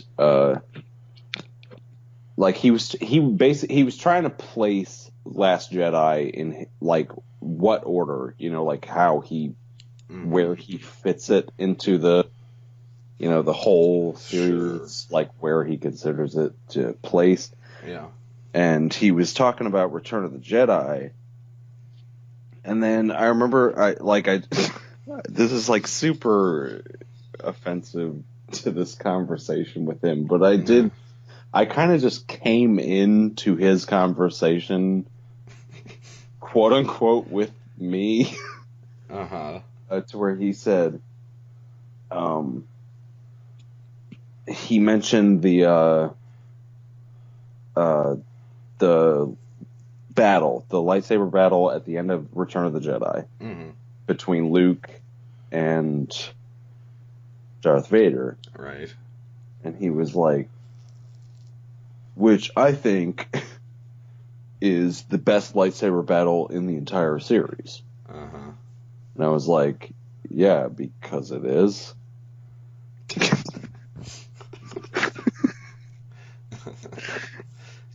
And then we just started discussing, like, again, like you were saying, like, it's not about that fucking, like,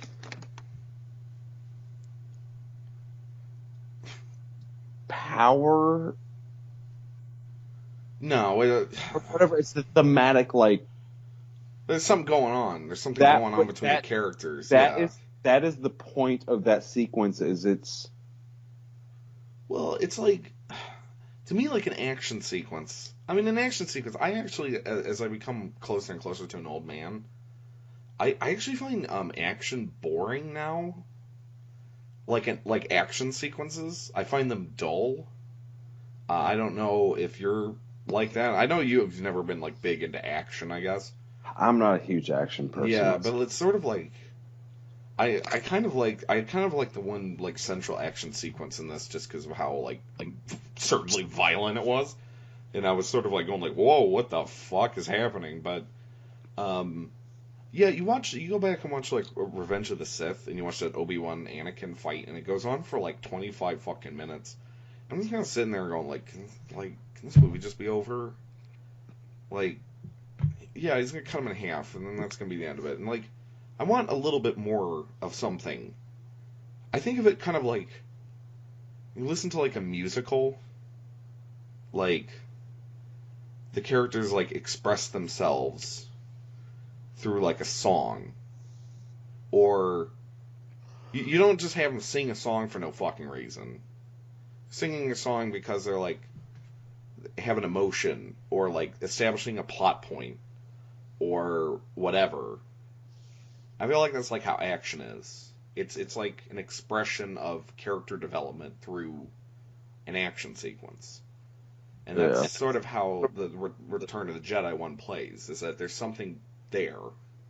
Some like kind of thematic underlying reason. They're not just banging glow sticks together. Yeah. For 50 fucking minutes. And you know, the choreography on some of those like prequel ones is pretty neat, I guess. It is neat.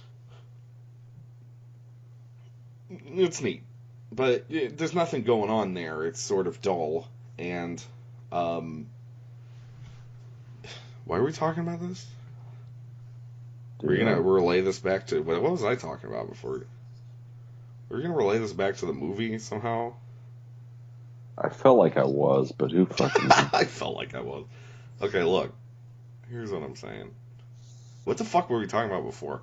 Look, movie... Here's what I'm gonna say. But... okay, the movie... Can I ducktail this into something else? Well, let's... one more little topic. I need to ducktail because we're talking about... Return of the Jedi. What? We're ducktailing right now. That's gonna be the name of the podcast. It's gonna be called Ducktailing. I'm about to listen to the DuckTales. Don't fucking do it. I haven't a podcast. So, anyways, say what you gotta say, dude. I like that sequence. I like that sequence a lot, and I wanted to sort of. I think Return of the Jedi is kind of crappy, but I like all that. I like all that stuff, which is why this movie kind of reminded me of it. Because like everything not involving the people with lightsabers fucking sucked, and then, but that central stuff with the Force users was compelling.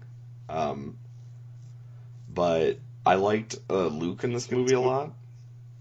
I don't know how you felt about his characterization. I guess some people don't like it. Okay, that's actually kind of interesting because I did the first viewing. Some of it was like a tad off-putting. I don't know how to describe it. But I kind of just chalked that up to like Mark Hamill being just like a little weird or something. I don't know how to describe it. Yeah. And then, but I was cool with it and I liked it. And then after we saw the movie, I started being exposed to all that fucking bullshit with Mark Hamill talking about how he didn't like the movie. Right, sure. And then I was like, oh, okay.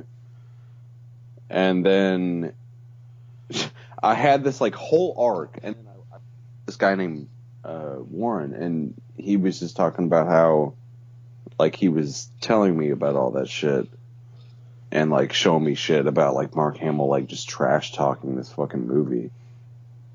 And I mean, it didn't really like influence my opinion in the whole, but it was just like kind of weird seeing that. Yeah. And like, I mean, inevitably it did affect my opinion on his performance and shit. Like I felt like, and then this one, just before we went to go see it again, it was like yesterday I was working, and then I started reading into shit about Mark Hamill retracting his statements. Right, yeah. Well, Kathleen Kennedy probably broke his fucking knees. Yeah, like, whatever it was, and I don't know, like, same thing. Like, I went into it again today after all that bullshit, and then the retractions or whatever happened, and I still felt the same way, but there was this weird quality of, like, it didn't feel quite right. It was fine, but there was something a little bit off. Yeah. I actually have, generally speaking, I like how the newer movies have treated the older characters for the most part. I think that something like, say, Leia and Han not working out maybe isn't how you want it to go, but to me that feels like realistic. You know what I mean? Like that feels felt appropriate. That felt very appropriate to me. And to me, like, Luke going off and being like, fuck all this shit, that also felt appropriate to me. I know for some people that feels weird, or they didn't like that. But I think that sequence in Return of the Jedi is... the Emperor is trying to, like, make a point to him that the dark side is very strong, and Darth Vader is like, I'm gonna turn your sister to the dark side, and then he goes like nuts, and he beats him, but he beats him by going nuts. You know what I mean? Yeah. So like, you know, a lot of people are like, oh, like Luke would never think about killing Ben. It's like, I don't know, he seemed like he was kind of almost there at a couple points. You know what I mean? Like, I think... I'm just enjoying the Kathleen Kennedy broke. See, he came back to his house and he turned the lights on. She was sitting in an armchair holding a glass of whiskey. Kathleen Kennedy. Yeah, Kathleen Kennedy. She had some of her associates pay him a visit. And broke his fucking knees. Have you ever seen, I imagine it like that scene in, is that Casino?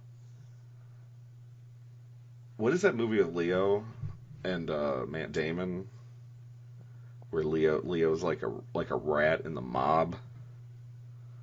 Was that movie? It's a Martin Scorsese film. Do you remember it? Yes.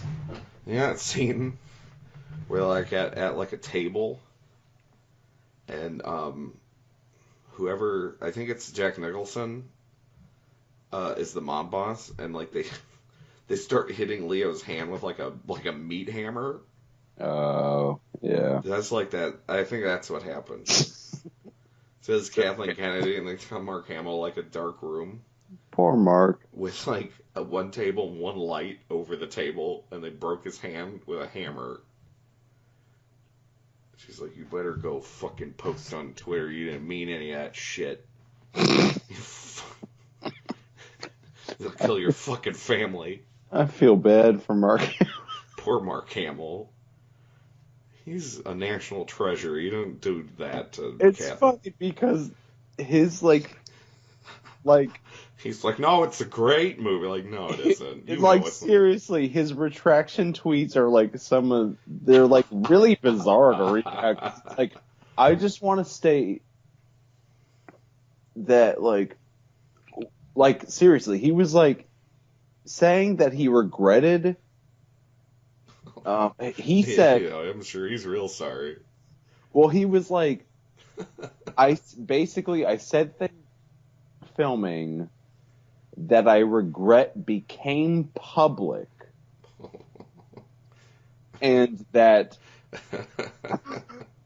Yeah, she definitely was And in that his apartment, and that he sitting in the dark. That he respects creative control. He hates the movie. He hates the movie, obviously. He thinks Rian Johnson made a great film. No, he didn't. Exclamation We point. all know he didn't. You're a liar. Kathleen Kennedy broke his knees. I just think about Kathleen Kennedy when I picture Kathleen. I think of a woman smoking a cigar with like brass knuckles. That's what I. And she punched him in the stomach like 50 times.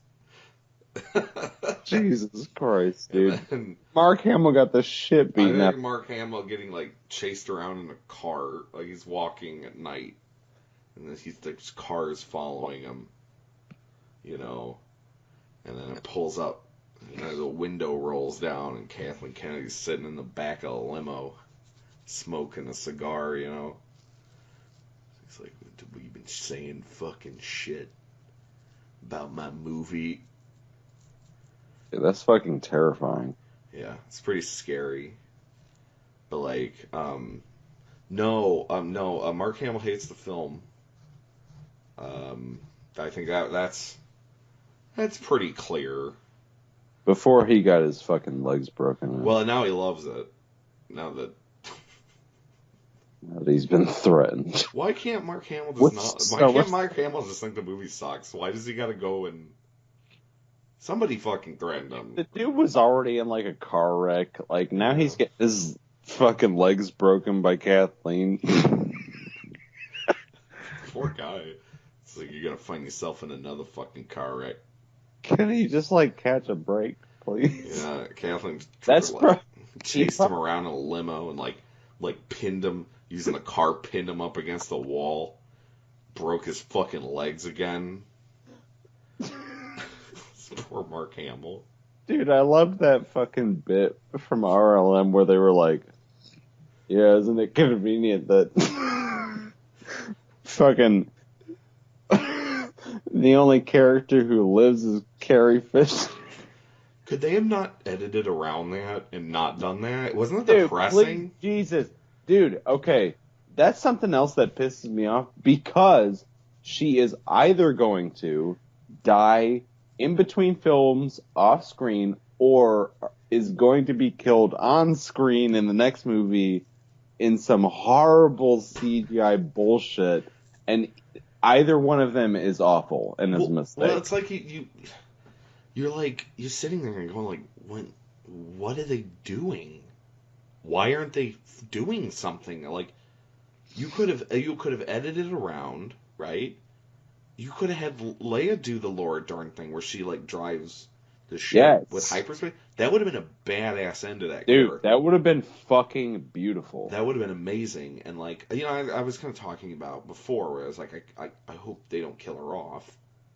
I think it would be kind of tasteless, but like that would have worked. That would have been amazing.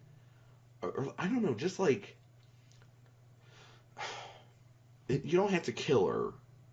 But I feel like she did not get a send-off in any kind of way. Oh, and she's gone now.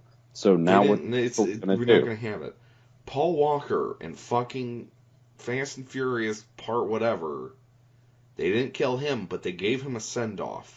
Yes. And it's surprisingly touching for being in such a stupid fucking movie.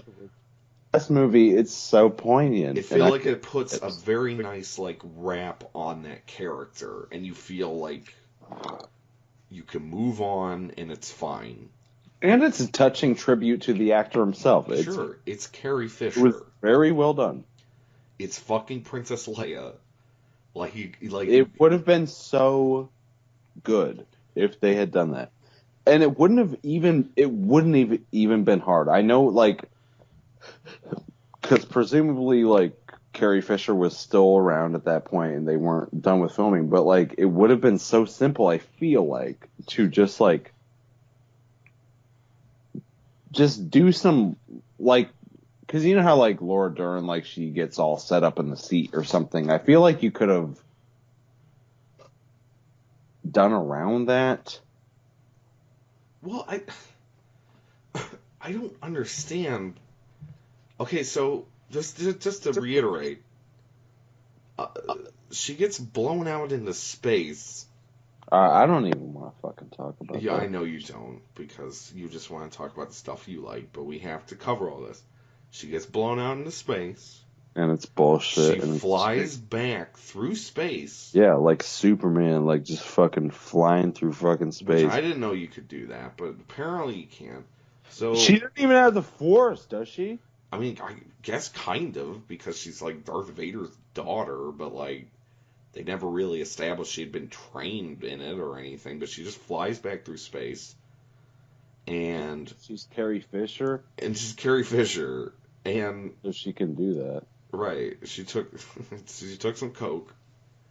She could fly through space. That's all it was. She snorted. Yeah, she snorted a shitload of coke. Rest in peace, Carrie Fisher. That's terrible. We all love you, Carrie. I'm gonna throw a Hail Mary. That's terrible.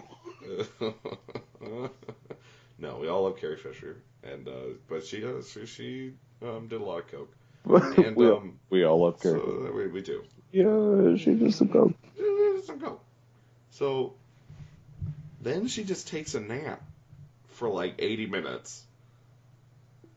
Right? And then she wakes back up, and Laura Dern, seems like Laura Dern was written in to replace Carrie Fisher, because she like steps in, she's like, I'm in charge now.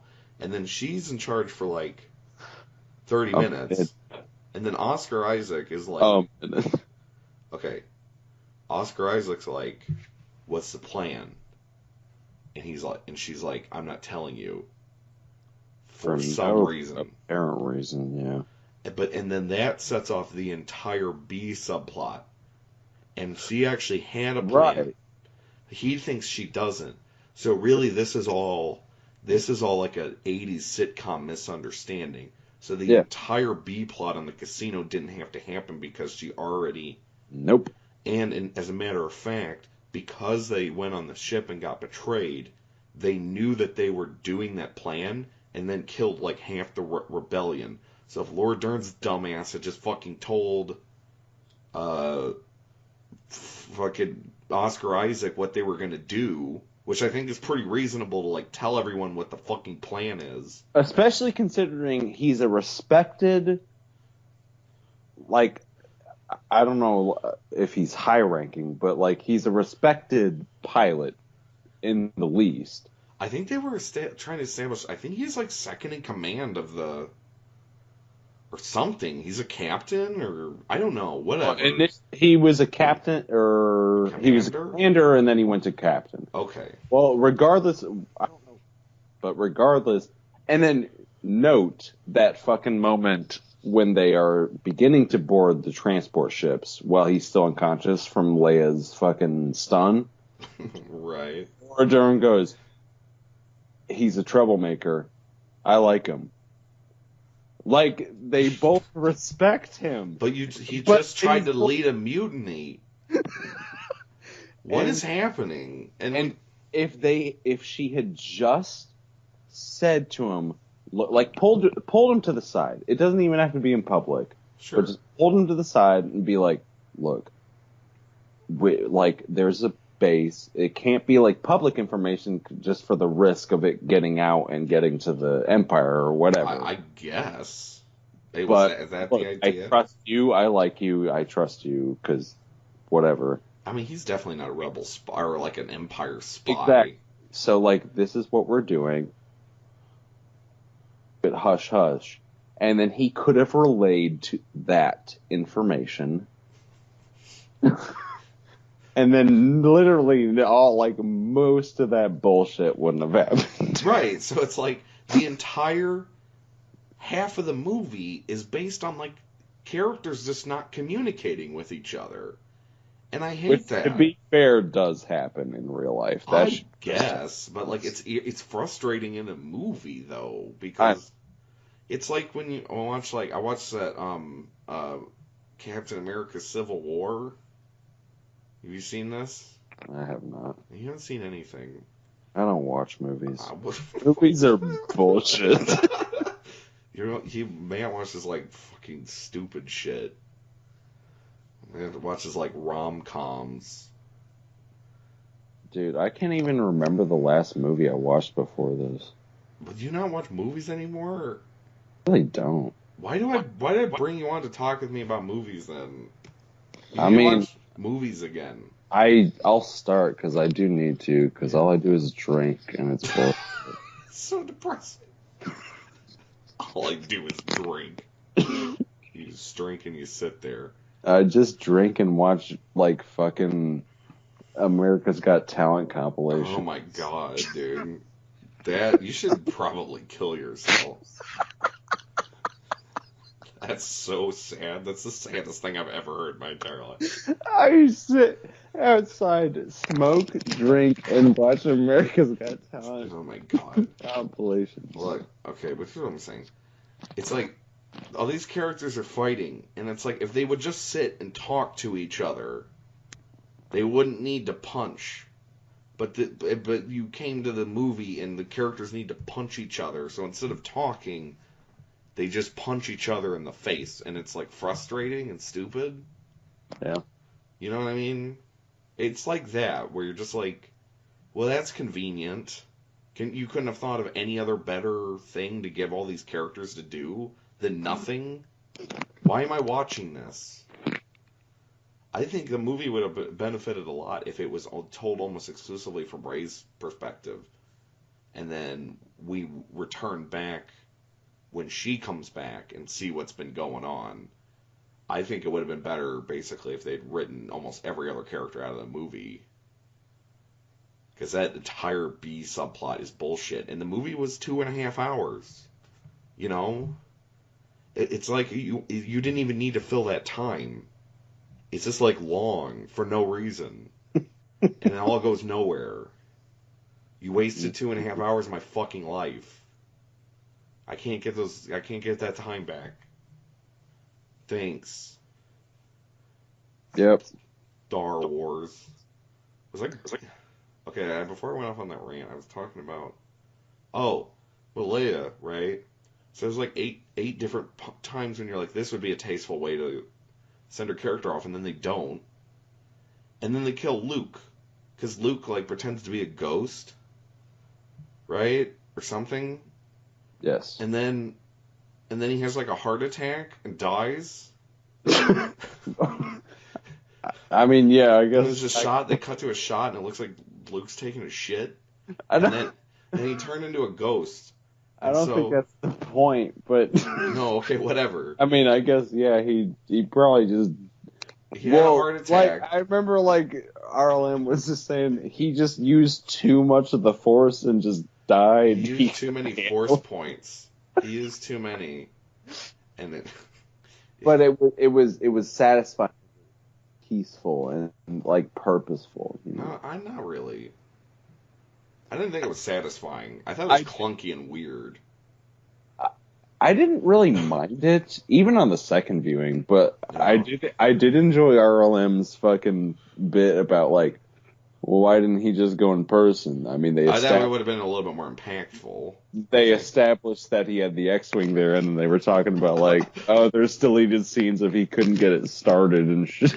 But, like he's working on it for it would have been less weird and, like, a little bit more impactful if he'd actually... But the thing is, like, what did Luke sacrifice himself for? He turned into a ghost, or pretended to be a ghost.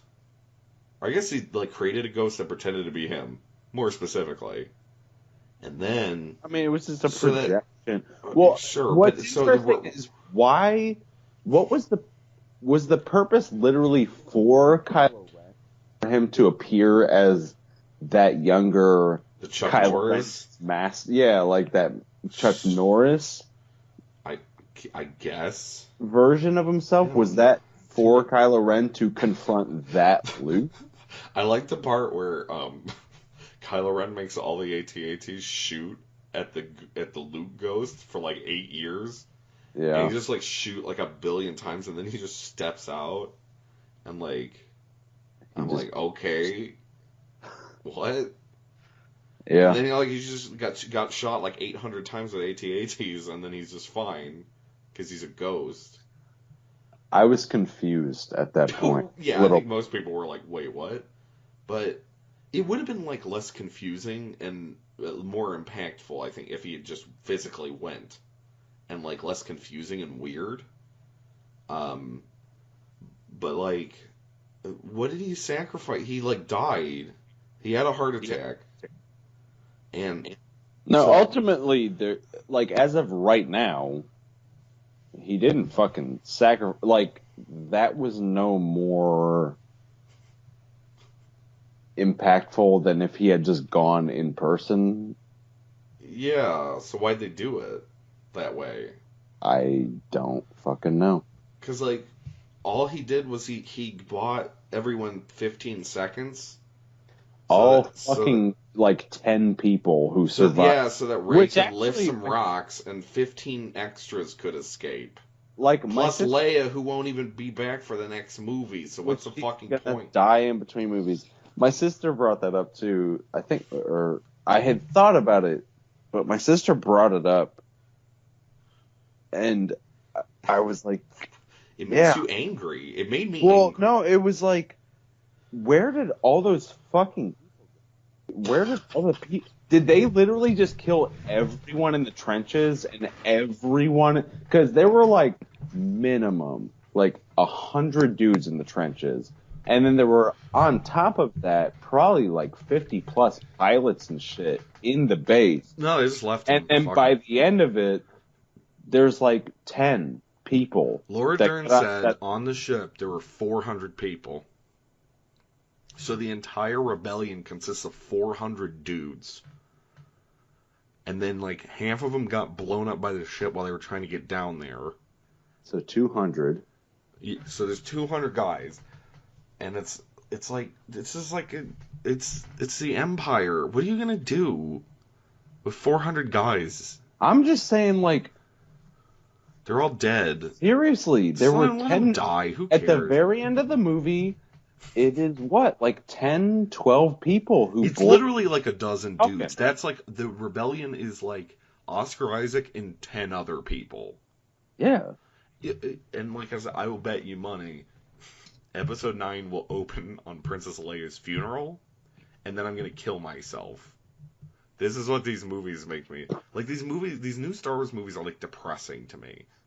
They make me feel depressed. It's fucking fascinating because this is the one that I like the most and is also the most frustrating, and I already don't give a flying fuck about fucking 9. Well, that's the interesting point, and I've seen that brought up a lot in a lot of different places, is that even if you like it, it doesn't feel like it leads into anything. No, it's just this super weird, unsatisfying... But somehow, oddly, like, I can't let go of it. It has, there's a hold. There's a hold on you. It gets in your brain. I don't know. It makes me angry, but I keep thinking about it. Like, I feel like if... No, I don't even want to fucking think about it anymore. I don't want to think about it anymore. We've been talking about it so long. How long has this been? Dude, it's 3:15 in the morning. For me. Yeah, for you. Yeah, we're in the same time. Yeah, I keep thinking you're in Colorado. No. Oh my god. Yeah, the first part was 48 minutes. This part. Okay, look. Okay, do you have any final thoughts on the film? Nothing that hasn't been said like 2 billion times. 2 billion times, sure. Okay. So I still do. I defend the shit out of some parts of it. And I hate other aspects. And the whole doesn't make any sense. And I don't like the movie as a whole. but I don't think it's the worst. I think it's my favorite. It's my favorite of the. Like, I spent the last 4 hours talking shit about this. It's my favorite film. It's my favorite. It's probably my favorite film of the year. It's great. It's my favorite probably of the Disney Star Wars movies. Just because the other two, I thought New Hope was, or I called it A New Hope. The Force Awakens is fine, I guess, but boring to me, kind of dull, and Rogue One kind of sucks. And this one also kind of sucks, but it's interesting. At least it makes me think. We can talk about it. Yeah, I mean, we just talked about it. I don't feel like we would be able to have a discussion over Rogue One. No. It would just be like, it sucks. It doesn't have characters, and there's no plot, and then that's the end of it. And it was shit. I mean, we could talk about it for 30 minutes. We can talk about it for 5 fucking hours. Like this. It's sort of like the prequels in a way. I mean, this is better than the prequels. Everything is better than the prequels. But I've had hour-long conversations about the prequels. There's something compelling about them, despite the fact that they're terrible. And I think this right. Well, this movie is similar. I think overall it doesn't work, but there is something compelling about it. It's an interesting movie. And to me, I personally, I'd rather watch something like this, which is a flawed, kind of frustrating, interesting movie over, The Force Awakens, which was this, kind of so, good, it was dull. It was good in a very boring, safe kind of way. So, I don't know. We talked about it for years at this point. So long. So one thing I wanted to, as a final thing, we're not going to talk about Last Jedi anymore. But this is something I was thinking about, and I wanted to throw this to you. How long of a last thing is going to be? I don't know. Dude, somewhere to be. I've drank all the rest of my alcohol. Okay. And frankly, I'm curious to see what I sound like progressing through my stages of drunk. Yeah, it's not really, you can't really tell. Really? No. Oh, that's interesting. Anyway. You're always drunk in some levels, so it's not like a big deal. That's true. But you do have somewhere to be? You got to be somewhere? I'm just tired. I got to work tomorrow. I'm just tired. Okay. But yeah, go for it. What's up?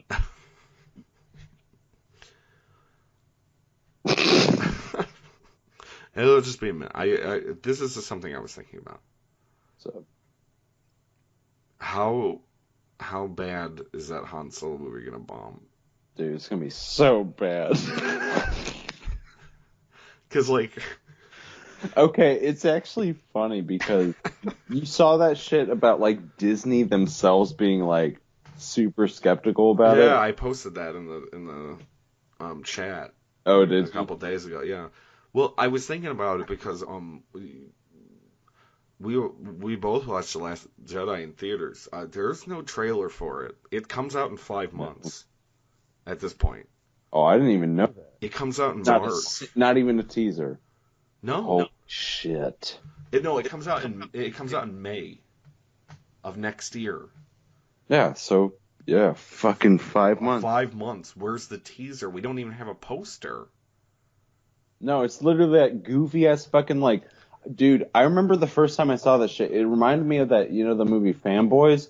Yeah. It reminded me of that, I thought it was a parody. The first time I saw that fucking poster, quote unquote, I thought that was a fucking parody.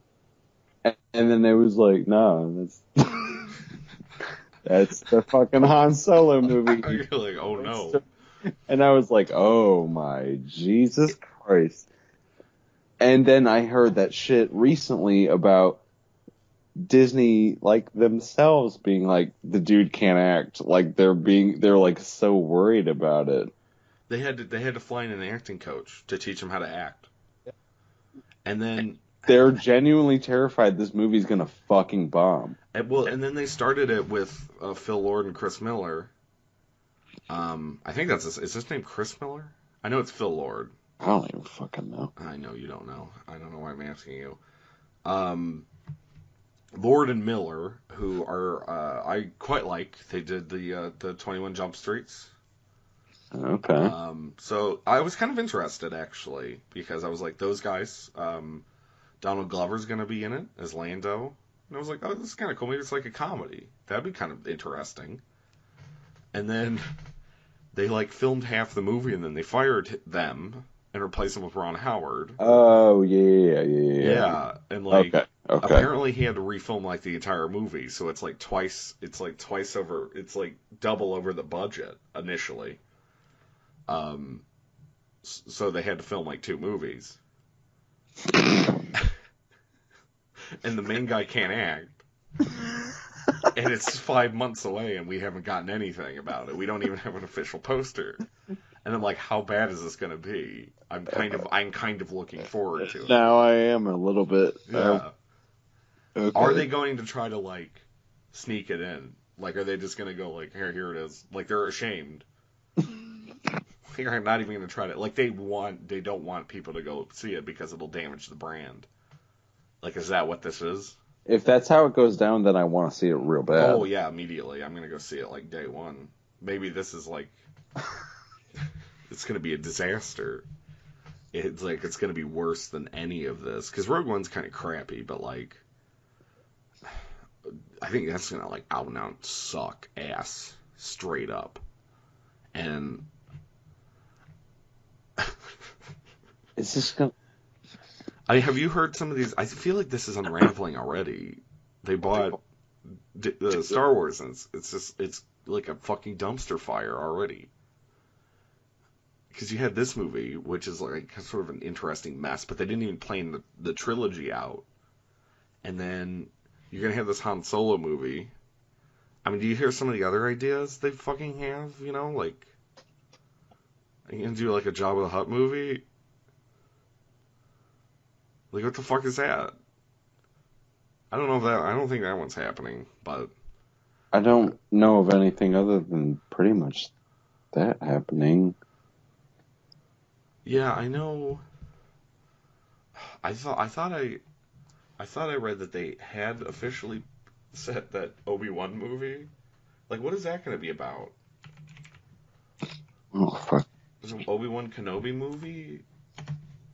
What would it even be about? Fuck, do you even need that? We've got the...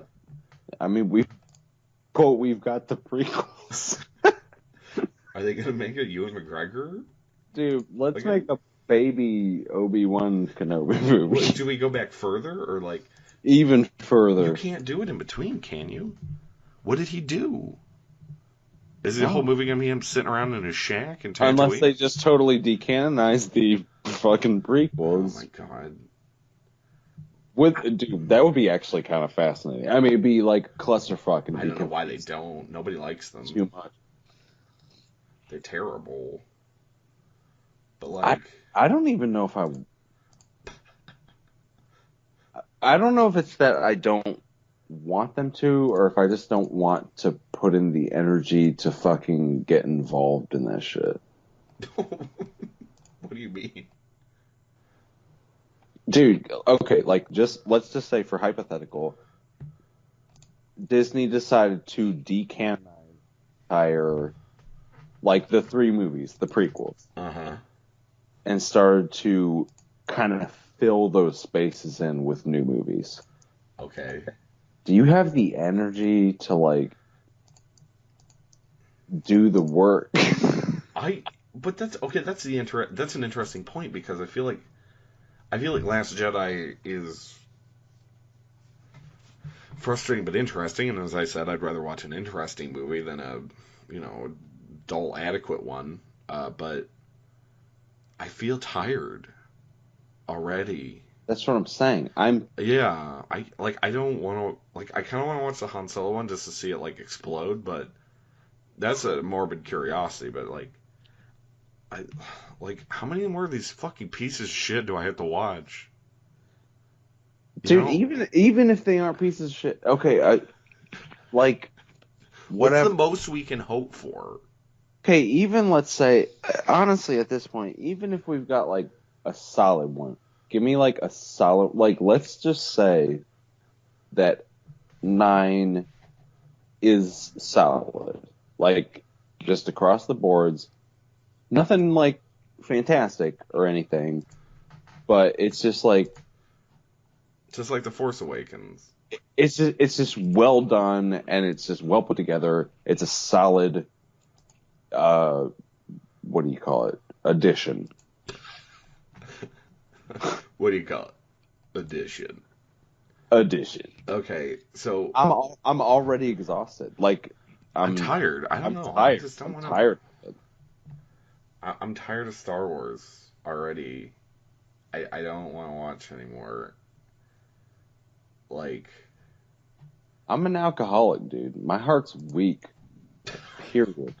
I can't. I'm tired of all of it, though. I'm just tired of like big movies in general. I think that's the problem. You know what I mean? Like, I can't handle them. I just want to like fucking just curl up, throw on some fucking Family Guy, just eat some fucking quesadillas and go to sleep. Fuck movies, dude. I can't handle it anymore. My heart's. I haven't watched any of those like Marvel movies in a long time for the same reason. I just like can't. Dude. I can't go on.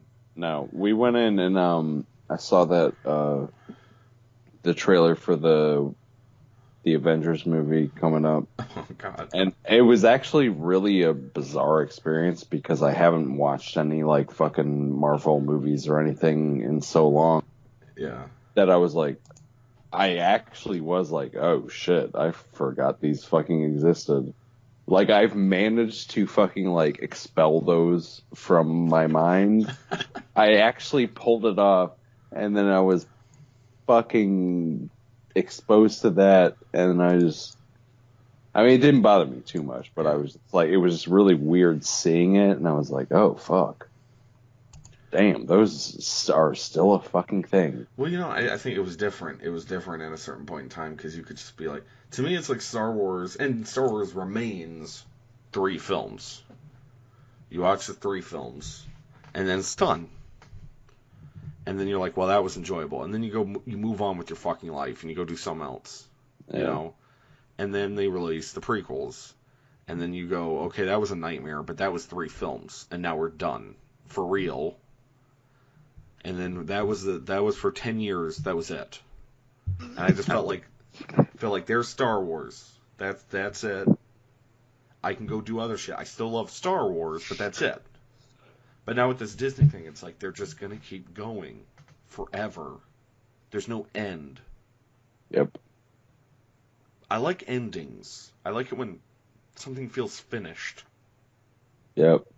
And I think that's why I responded so negatively to Force Awakens, because it's like you watch Return of the Jedi and that was supposed to be the end. He blows up the Death Star and they beats the bad guy and that's the end of the movie. And then it's like, oh, but 20 years later they're still around and they're back again. And it's like that victory meant nothing. Every movie like that they make sort of devalues the one before because nothing ever gets accomplished. Sure. And it's it is interesting though because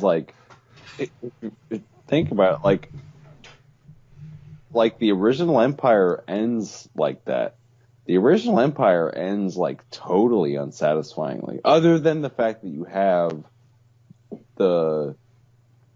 that twist. It's just Luke. Yeah, but that's the middle chapter, there's not going to be an end there.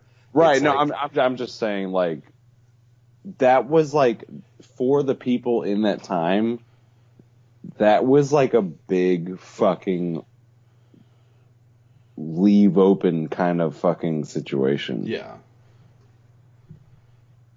But it was just a one-off, though, to be fair. Sure. Because, New Hope had a This is a pretty self-contained movie. Yeah, that was a self-contained, and then he didn't know if he was going to be able to make sequels. Yeah. So, and then Return was closing. Right, but they were supposed to be. But I feel like you still watch that, like, wanting to know what happens to these characters. Is that even a thing back then? Was fucking Empire like one of the first like film like blockbuster kind of fucking like sequels? Is that like the first like film trilogy? Right, that's what I'm thinking. Is that like one of the at least one of the first times you had like a? They didn't used to do series as much. I find when you go back, there's not like a Casablanca 2. Because Empire was 80. And then Return of the Jedi was 83. So Dude, I don't even think you had that shit before. Was Empire the first time you ever had like a cliffhanger movie ending? Yeah, it might have been. I don't know. Yeah, it might have been. I can't think of another one. It's pretty late, so but like, why can't things just be finished and then we can just all move on with our lives, find something else? You know what I mean? And just be like, that was Star Wars. It was cool, and we still like it, but like we're gonna like go do other things, and we're gonna discover new. I can't dedicate my whole fucking life to watching Star Wars movies. You know what I mean? Like I got other shit I gotta do. I'm like tired of it. It's business. It's just business. It's business. It's just business. No, and it's like with the Marvel things. It's like you watch it and like it's fine, but like nothing of consequence occurs in them because you got to go back to the status quo because you got to make 800 more fucking It's business. Right. It's like you got to go back and make 800 more fucking Thor movies. And so it's like nothing can happen, and you're just like it's in a stasis, and you're just like, okay, like why am I watching these? Nothing happens in them. Dude, nothing happens in these fucking movies, man. Like, seriously, isn't that, like, really bizarre that that's, like, some fucking, like, there's, like, these dudes who are just, like, how are we gonna sell the next one? Like, it's literally, they don't fucking care. Like, it's just business. Yeah. We gotta sell the next one. How do we do it? That's just... we gotta put Black Panther in this movie because we're gonna make a movie about Black Panther. He doesn't need to be there, but like we want everyone to know. I mean, it's smart, but it's boring. And that's what I'm saying. Like it's just business. It's just business. It's like when you watch fucking Marvel, man, Infinity War or whatever the fuck it's called, Avengers 15. Did somebody want to make that? You know what I mean? Like, did somebody have like a passion for that project or? Probably not. No, I think somebody just put a sack of money on a desk somewhere and was like, "Make this. Here's your next assignment." Movies are like assignments now. You just go like, you make a movie about fucking Iron Man, and go do it. Go do it. You do it for me. Don't betray me. What a story, Mark. What a story, Mark. I'm so glad to have you as my best friend. And you just put it on the desk, and you go to Tommy Wiseau, and you put the money on his desk, and you go make a fucking Spider-Man movie. I don't care. And then it's so weird because, like, I was reading that I went and saw a Justice League film because I hate myself, and Zack Snyder made these shitty fucking movies. And then I read that movie. I think straight up bombed. I'm not totally sure. It cost $300 fucking million to make, which is ridiculous. Yeah. And it made like 647, I want to say, worldwide. That sounds like a bomb to me, but if they made any money on it, it was a very small amount. And then I read on the Wikipedia page, I don't know how, like, maybe somebody was trolling me or something, I guess I didn't, that they were going to make another one, and they wanted Zack Snyder to direct it. I'm like, why? Who else but Zack Snyder? You remember back in the day, they would make a movie, and then if that movie was popular, make a sequel.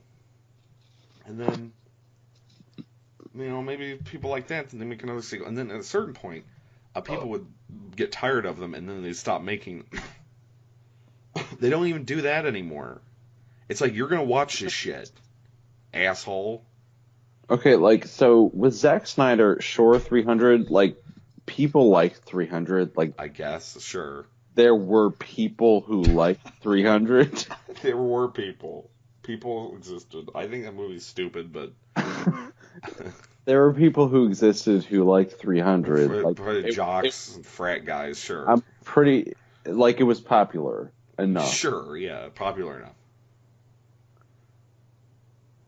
Nobody likes a Zack Snyder DC. And you had nothing after that? You had Sucker Punch, which is, as we all know, was a worldwide smash. Just... beloved by people everywhere. I think that Watchmen movie was a disappointment. I think that's his best movie. I haven't seen that Dawn of the Dead remake. I think that made money. That's him. Yeah. That was before 300. Watchmen has a dope-ass opening sequence. I'll give him that. I don't blame that. I don't think that movie works, but I don't blame that on him. I blame that on... I don't think that comic is filmable. Right. I don't think it would translate into film very well. So I don't blame him on that. I think he did the best that he could.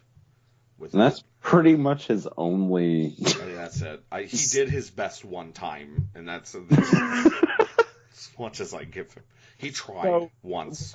What I'm... Basically, my question is it like that he's just enough of a familiar name that he's gonna have that just enough pulling power where he's still gonna be a yes man? Yeah, I don't know. He's like the definition of white mediocrity. I don't understand why he gets to make movies. He sucks. He's terrible. We all know this. But like... But he is a known name, though. But nobody likes those movies. That's my problem. It's like nobody likes Batman vs. Superman. No one. There's not a single human being that likes that movie. Dude, I don't even know what that movie is. I don't... It's Batman and Superman fight in one point. Batman pulls a toilet off of a wall and smashes Superman's head. Never heard of it. Do you see Man of Steel? Do you see this piece of shit? It's like the worst movie I actually didn't. Dude. I went to see Man of Steel with Kyle and his cousin in theaters, and I fell asleep like fucking... That movie is a giant piece of shit. I'm not even joking, dude. I'm not even joking. I fell asleep, and I woke up, like, literally, like, 2 seconds before Superman broke Zod's neck. I was just like, what the fuck? That's what you want when you go to a Superman film. You want to see him snap Michael Shannon's neck. And you're like, wow, this is like that movie's like a nightmare. and so, dude, I have never fallen asleep in my life before, except for that one fucking movie. It's a piece of shit, dude. It's so bad. So like, okay, but then this is my problem. Nobody likes that movie. Nobody liked that movie. Nobody liked Batman vs Superman, and Justice League underperformed. Make more with him. It's like, what are you doing? You know? It's like with Spider-Man. Like, I like the Spider-Man Homecoming. I legitimately think that's a really good movie. But you made 3, and people got tired of it, and then you rebooted it, and people were tired of it, and then you made another one. It's like, it's just, you're gonna shove it down your fucking throat. You're gonna watch Spider-Man movies, fucker. Like, you're not allowed to get tired. Wait, okay, no, I'm lost. I'm lost now. You said Spider-Man Homecoming you liked? Yes. A lot? Yes. And then they made 3? No. There's Spider-Man, Spider-Man 2, Spider-Man 3, Amazing Spider-Man, Amazing Spider-Man 2, and Spider-Man Homecoming. Those are the films. Spider-Man Homecoming is the 3rd reboot of Spider-Man. Okay, you threw me off, because I like, you said... I really liked Spider-Man Homecoming, and then you said something about, and then Spider-Man 3, and it threw me off like there was 3 more or something. What I'm saying is that, like, the public is not allowed to not want to watch Spider-Man movies. Okay. Because we're going to keep fucking making it. I don't care if you're tired or the audience isn't there. It doesn't matter. You just keep going. And you keep getting them. Yeah, Sure. you just keep getting them. So it's like, what else am I supposed to fucking watch? I guess you just not watch movies and get drunk and watch fucking America's Got Talent. Just watch fucking different movies or America's Got Talent, which you should watch. No, I'm not going to. Whatever it is you're about to say. Don't even waste your time. It's something stupid. I'm not going to watch it. I love watching America's Got Talent. Yeah, I know. You're an pretty- idiot. It's pretty much my favorite thing to do. Sure, but, okay. No, just let stuff die. To quote Kylo Ren, you know, what did he say? He said, let it die. He said, let the past die. He said, let the past die. Kill it if you have to. I'm paraphrasing. He did say kill it if you have to. What did he say before it?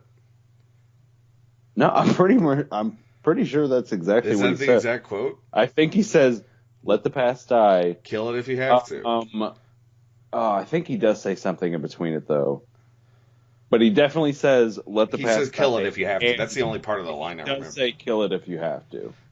That's his close. That's his catchphrase. That's his close. Is he says kill it if you have That's the final pitch. In conclusion, kill it if you have to. I don't know. That's kind of badass. I like that.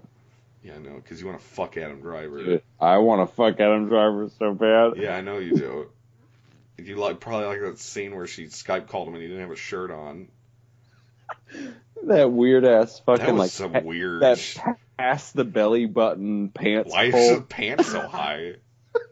Yeah, were like tight leather pants that were like up to like his nipples. It was really weird. He was just standing there, just like sometimes I just stand in my room without a shirt on with like pants going up to my fucking chest. Just tight leather. It was so weird. I was like I mean, a guy, he's he's pretty jacked. I just like that Admittedly. fucking But it seems a little out of place.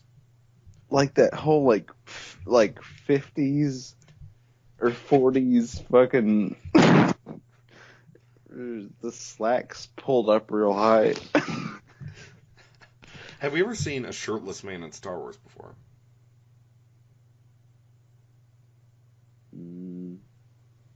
Do we see Anakin shirtless like once? I feel like you do. Have we ever seen man nips before? Is what I'm getting at. I feel like you do. Have we ever Maybe seen not. Maybe not. full but frontal? I have like. When are we gonna get Yes. like a full frontal in Star Wars? When are we gonna get like a dick? When's the first dick? When's that gonna happen? Dude, it is 4:00 in the goddamn morning. It's 3:42. It's 4:00 in the goddamn. No, it's not. It's almost 4. We'll call it. We'll call it there. That's my. Till we do another one. The final thought. When is there going to be a dick in Star Wars? That'll be the last thing we say. All right, fair enough. Okay. I'm gonna ponder. Everyone think about that. Send it in. Send us tweets. Post it on Facebook. What's our fucking Twitter? We don't have a Twitter. Send the tweets, Send the tweets to Kyle. Kyle. Send them to anyone named Kyle. If you find a Kyle on Twitter, just send him. Send him when you think. Give him a year. When the first penis in Star Wars.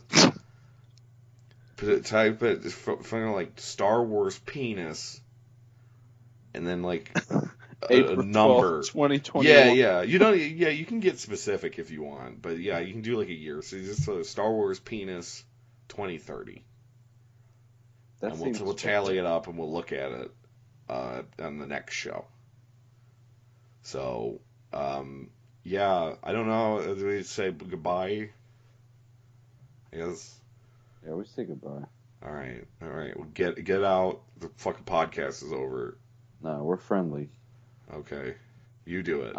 I'm friendly. Goodbye, guys. All right. Yeah, bye. All right.